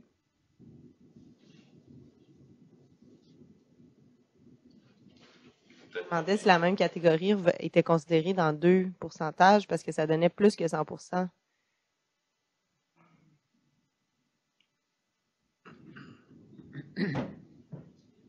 Parce que j'ai présenté au moins une conduite et juste à côté était une conduite ou 2 conduites ou plus. C'est les sous-catégories. C'est la composition de au moins une conduite. Fait au moins un comportement, mettons ça. Oui, ça c'est les le deux total. autres font partie de au moins un. Exactement. OK, c'est beau. C'est parfait. Ouais.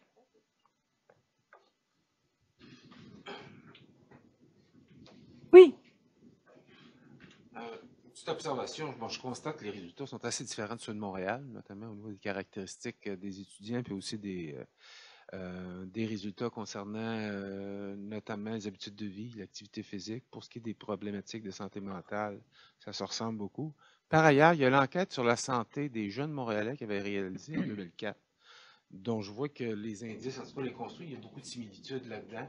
Est-ce que vous avez été joué pour voir s'il y avait de comparabilité quand vous extraviez? Non, ça n'a pas été fait. Il y a une enquête qui sort, la Topo, l'enquête Topo qui a été réalisée.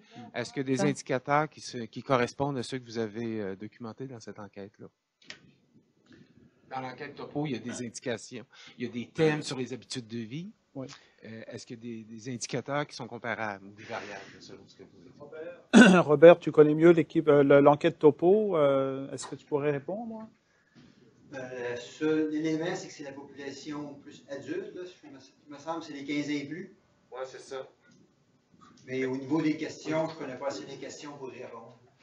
Non, faut connaître les indices utilisés, mais si je vois les indices, nos indices sont clairement expliqués dans nos 2 tomes. Vous allez voir toutes les questions et la source d'où ils viennent. Et les questions, je pense, sur l'agressivité directe, si je me trompe pas. Je pense que c'est la même chose. Ça vient de DSP de Montréal, Hélène Réberdy, entre autres. Et donc j'imagine que ça va être le même. Ça peut être intéressant de faire des comparaisons de l'ordre de grandeur seulement. Exactement. Oui.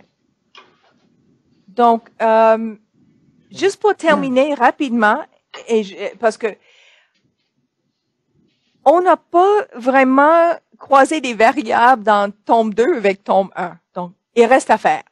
Et c'est sûr que donc, il y a beaucoup de potentiel dans ces données-là. Et aussi, on peut faire beaucoup de types d'analyses multivariées qu'on n'a pas faites, mais je suis en train de faire un avec le risque de décrochage.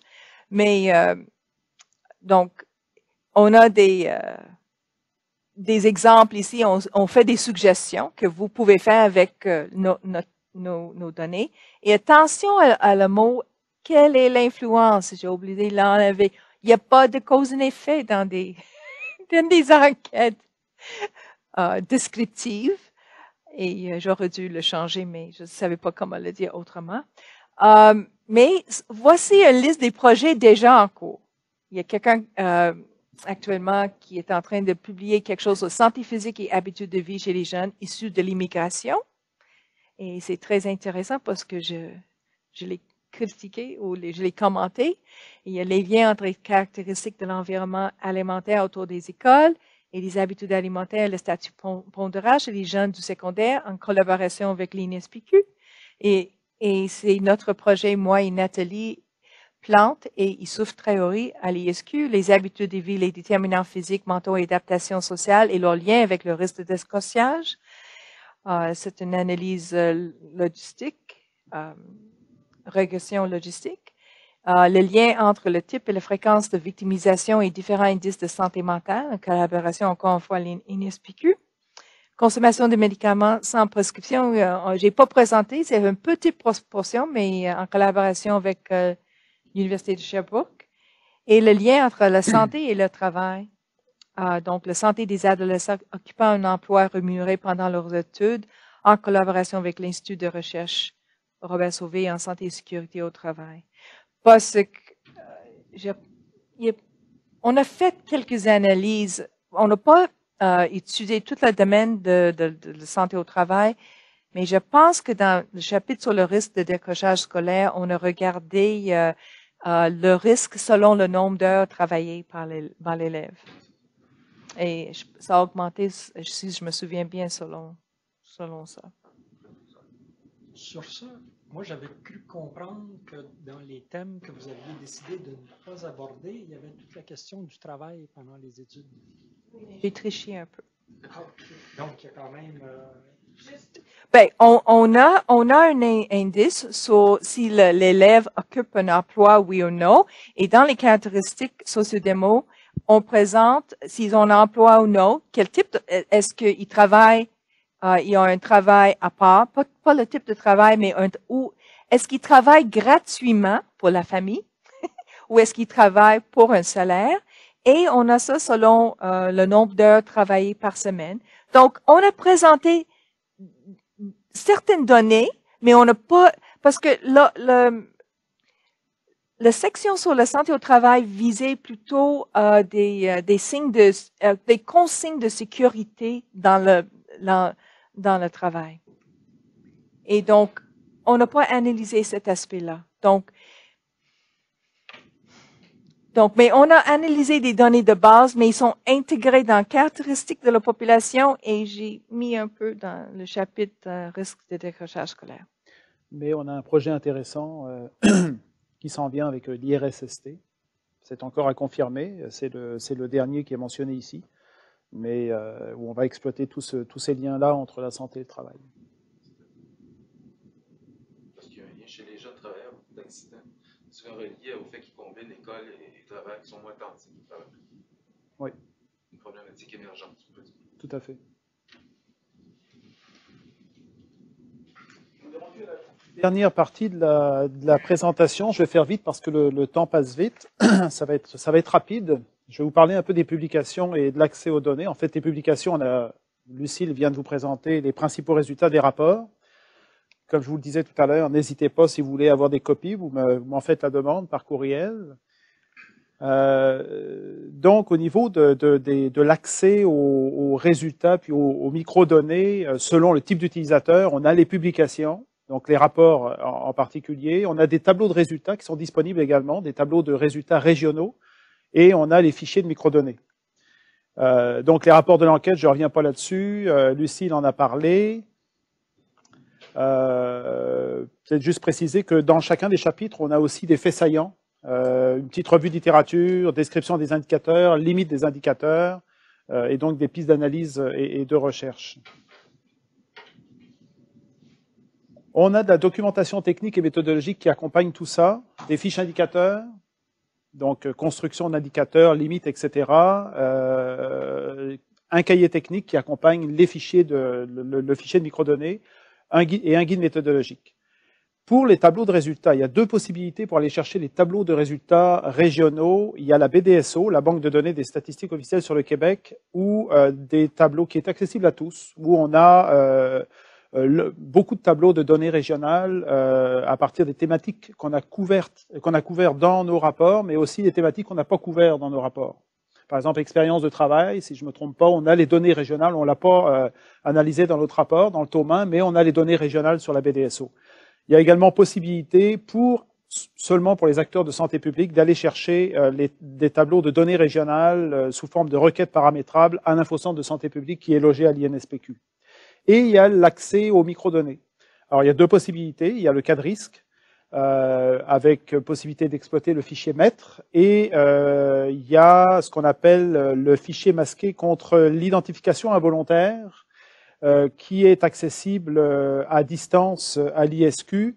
Donc, si je reviens au fichier maître, il contient l'ensemble des données recueillies et des indicateurs, sans les variables nominatives, possibilité d'arrimage avec d'autres fichiers. Donc, c'est disponible au cas de risque sur demande. Et en accès à distance, le fichier masqué contre l'identification involontaire. Pour les régions, pour le moment, c'est seulement pour les régions qui ont demandé un suréchantillon. Dans le QSJS, on vous l'a dit, il y en a 8. Ça ne veut pas dire qu'à un moment donné, ça ne sera pas ouvert, ça ne sera pas possible pour d'autres organismes ou personnes d'avoir accès à un FMI. Donc, c'est un fichier légèrement masqué, accessible à distance, qui est logé dans les locaux de l'ISQ. Pour exploiter le fichier au cas de risque, évidemment, il faut faire une demande auprès du service d'accès aux données à des fins de recherche de l'ISQ, le SAD. Donc, vous avez l'adresse courriel du SAD en bas. Vous avez ici les liens pour accéder aux documents et aux résultats, les rapports sur le site web de l'ISQ, les documents techniques sur le site web de l'ISQ. Vous avez l'adresse du site web de l'enquête, où vous pourrez aller chercher davantage d'informations sur l'enquête, et l'adresse du site web de la BDSO, où vous trouverez les données régionales. Question sur les publications, l'accès aux données, tout est beau. Une petite acétate pour terminer, deux conclusions. Les données de QGIS sont riches en informations, vous avez pu vous en rendre compte. Taille d'échantillons importante, ça permet d'aller plus loin dans les analyses, les croisements, le découpage géographique, les sous-populations. Ça permet d'avoir des données de qualité à l'échelle provinciale, régionale et locale, pour certaines régions seulement. C'est une enquête récurrente. La prochaine édition est prévue en 2015-2016. Ça reste à confirmer. Ça pourrait être, probablement que ça va être décalé dans le temps. Je pense que ça sera plus 2016-2017 que 2015-2016. Mais ça permettra de suivre l'évolution des indicateurs. On a parlé d'ordre de grandeur. C'est pas évident de comparer avec d'autres enquêtes, mais il faut considérer le QGIS 2010-2011 comme un temps 0 ou un temps 1. Puis il va y avoir un temps 2 avec la prochaine édition et on va pouvoir comparer. En notant qu'on puisse, qu'on s'entende pour garder l'essentiel du contenu, qu'on essaye de garder le plus possible le même contenu que pour la première édition. C'est l'objectif. Et il existe plusieurs moyens d'avoir accès aux résultats de QGIS. Je viens de vous en parler, les rapports. On a également d'autres publications de l'ISQ. Je ne sais pas si vous connaissez nos Zoom Santé. Plusieurs des projets d'analyse secondaire qu'on vous a présentés tout à l'heure vont faire l'objet de Zoom Santé, mais on a également des articles scientifiques et d'autres formes de publications, les tableaux de résultats, les fichiers de microdonnées, j'en ai parlé tout à l'heure. Alors merci beaucoup pour votre attention et pour plus d'informations, n'hésitez pas à communiquer soit avec moi, soit avec Lucille, vous avez nos adresses courriels. Merci.